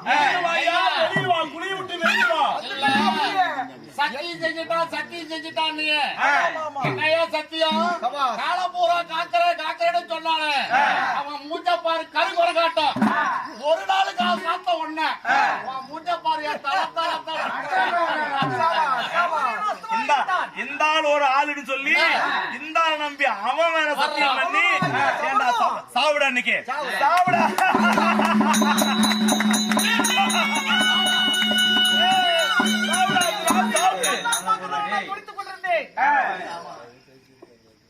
எதிரியாகப்பட்டவன் தலைக்கு மேல கொக்கரித்து கொண்டிருக்கிறான். சாது போற நேரத்துல இதெல்லாம் பார்க்கிறது என் விதியா மாமா? செய்வது உடலும் நிலவும் போல ஒட்டி இருந்தவங்க இன்னைக்கு எங்கன்னு முன்னாடி என் மச்சான் அர்ஜுனன் மடிகிறாங்க. என் மூஞ்சி வேதனையில என் மூஞ்சி அவங்களுக்கு பார்த்தா கருங்குரங்காட்டு இருக்குதாமா. அவங்க மச்சான் இன்னைக்கு ஒரே நாள்ல பார்க்க போற ஜெயம் தேடி கொடுத்துட்டான். மேல அம்பாரி கட்டி மேலதாளத்தோட ஆட்டம் பாட்டத்தோட கொண்டுட்டு வரோம். வச்ச சபர்தம் அர்ஜுனன் மடிய போறான். இத வந்து பாரு மச்சான்னு கூட்டிட்டு வந்து எங்க நிறுத்தின்னு வேடிக்கை பாக்குறாங்க. இந்த ஆள் நம்பினா உனக்கு இதுதான் கதி. இப்பவும் சொல்றோம், குரங்கு மோகரையாங்கிறாங்க. குரங்கு முடிக்கிறான். நான் பாத்துக்கிறேன் வச்சிருக்கோம். இப்படிதான் வில்லெடுப்பது, இப்படிதான் கணை கொடுப்பது. இந்த காண்டீபத்துல தொடுத்த கணை ஒரு நாள் வீணானதில்லை. ஒரு நாள் வீணானதில்லை. ஆனா இன்றைக்கு வீணாயும் போல் தெரிகிறது. பெருமான் கொடுத்த பொதிகை ஆசிரத்தை இந்த காண்டீபத்துல தொடுத்திருக்க தொடுத்த உடனே பார்க்கும் போது எதுவும் கண்ணுக்கு தெரியுது. எதிரிதான் உள்ள நிக்கிறோம். அப்படியா? நின்னா மட்டும் என்ன பண்ணுவ? போடா. என்ன மட்டும் என்ன பண்ணுறது? சாவு போறேன். இது வீணா போயிருமேன்னு வருத்தமா? நிச்சயமாக மாமா. எவ்வளவு நேரம் இருந்தா உன்னுடைய சபதத்தை நிறைவேற்றுவேன். கணை பொழுது இருந்தா தானே காண்டீபத்துல இருந்து இந்த கணை அங்க போற வரைக்கும் அவ்வளவு நேரம் பொழுது இருந்தா போதும் மாமா. உன்னுடைய சபதத்தை நிறைவேற்றுவை. அதோ பார் கதிரவன் வெளியில வந்துட்டான். ஒரு ஆசிரத்தை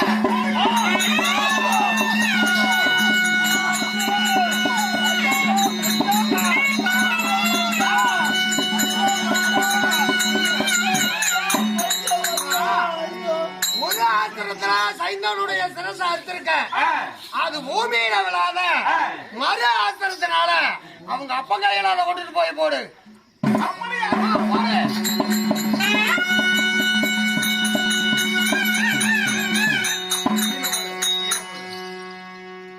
ஆஹா, கடவுளை நான் என் மகனாகப்பட்டவன் சுகமா இருக்க வேண்டும் என்று சொல்லி அந்த ஈஸ்வரனை கடுமையா தவம் செய்தேன்.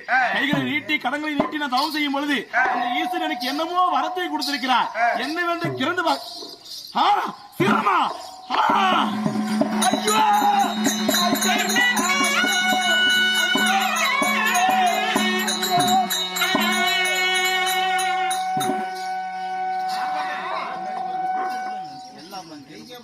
இதற்காகதான் சிவபெருமா 2 ஆசிரத்தை கொடுத்திருக்காரு.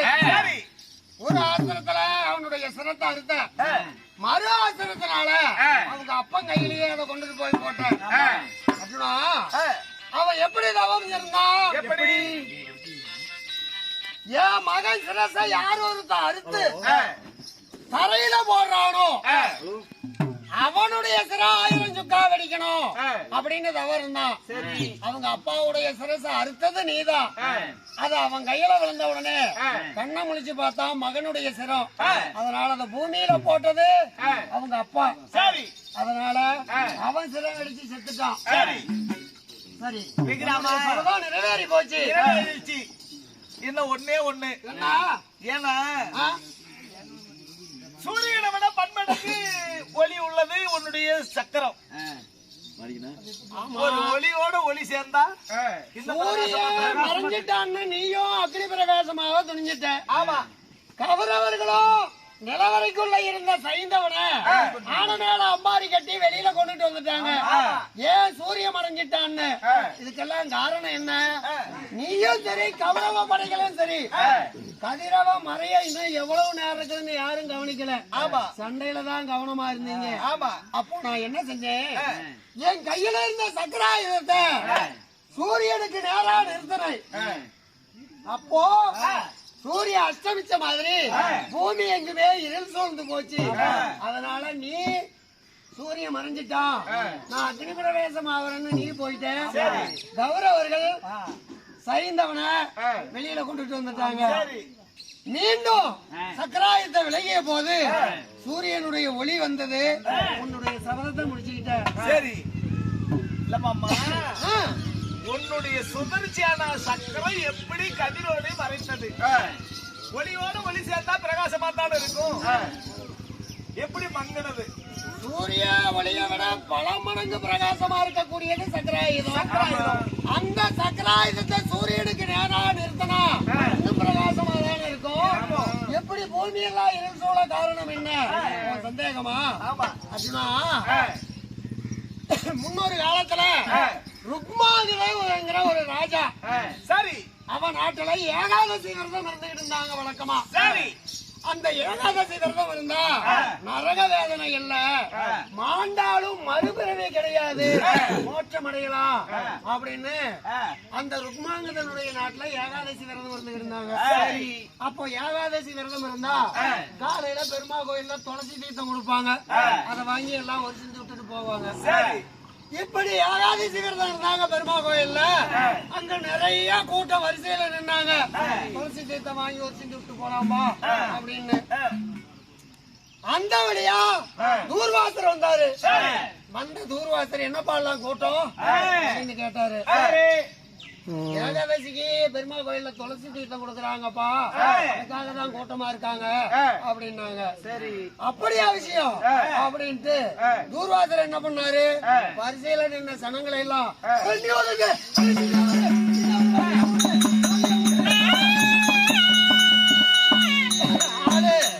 முந்தி அடிச்சுட்டு முன்ன போனாரு. சரி, அப்போ ருக்மாங்கதம் பார்த்தா, சாமி எல்லா ஜனங்களும் வரிசையில நிக்கிறாங்க இந்த துளசி தீர்த்தத்துக்காக, நீங்க மட்டும் முன்ன போறது எந்த விதத்துல நியாயம், வரிசையில நின்று வாங்கிக்கிங்க சொன்னாரு. அப்போ தூர்வாசர் கோபம் வந்துருச்சு. ஏண்டா நான் இப்படிப்பட்டவன் 7.5 முக கோபம் 22 நேத்திரம் படைச்சவன், இந்த துளசி தீர்த்தத்துக்கு நான் வரிசையில் நிக்கணுமா?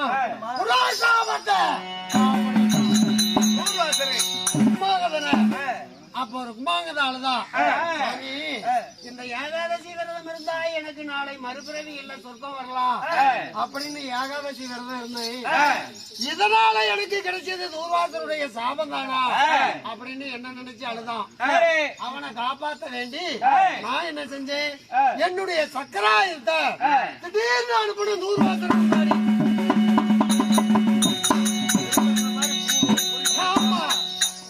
தூர்வாசர் முன்னாடி இந்த சக்கரம் பூத்துன்னு வேகமா இறங்கலோட போச்சா, இவன் ஆளு மறந்துகிட்டான், சாபம் கொடுக்கறதுல இவன் மறந்து போயிட்டான், உசுறு பொழைச்சா போதுன்னு. அடே கண்ணா, உனக்கும் எனக்கும் என்ன பாக, எதுக்கு என் மேல சக்கராயுத ஏவன? சக்கரம் மங்கி போகுமா மலங்கி போகுமா இருள் சூழ்ந்து போகுமா அப்படின்னு விளையாட்டு பிள்ளைங்களாட்ட கத்திக்கிட்டு ஓட்ட முடிச்சு விட்டான். யாரு? தூர்வாசரு. அப்ப அவனை இழுத்து பிடிச்சி, உனக்கும் ருக்மாங்கதனுக்கு என்ன பாக, அவன் வரிசையில நின்னுதான் வாங்கி சொன்னான், அவனுக்கு நீ சாபம் கொடுக்கறது எந்த விதத்துல நியாயம், அதுக்காக தான் நான் சக்கராயுத்தை அனுப்பின தவிர உன்னை கொல்றதுக்காக இல்ல. ஆனா ஒண்ணு, உன் வாயில இருந்து வந்த சொல்லு நிச்சயம் படிக்கும், எதை சொன்னாலும் படிக்கும். சக்கராயுதம் மங்கி போகுமா மலங்கி போகுமா இருள் சூழ்ந்து போகுமா அப்படின்னு சொன்னல, அதனால நானும் ஒண்ணு செய்யல. நீ இந்த கொடுத்த சாபம் அப்படி நிலைக்கு என் சக்கரத்துக்கு என்னைக்கு சாபம் வேணும்னு நினைக்கிறனோ அன்னைக்கு வரணும், என் சக்கரத்தினுடைய ஒளி மங்கி போகணும், இருள் சூழ்ந்து போகணும்.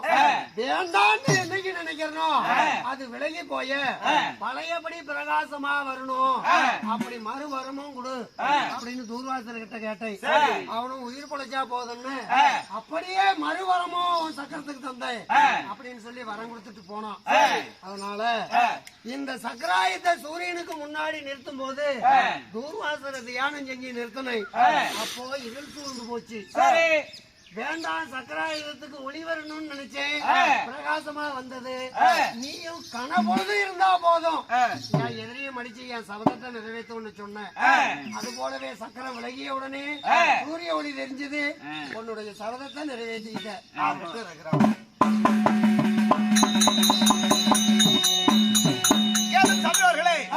13வது நாள் சண்டை, அபிமன்னன் சண்டை. அபிமன்னன் சண்டை. 14வது நாள் சண்டை, சைந்தவ சண்டை என்ற நாடகம் இத்துடன் முற்றிட்டு, இந்த வேண்டுதலை காரணமாக இந்த நாடகத்தை அரங்கேற்றம் செய்த இந்த சண்முக சுந்தரம் அவர்களும் சத்யா அவர்களும் இன்னும்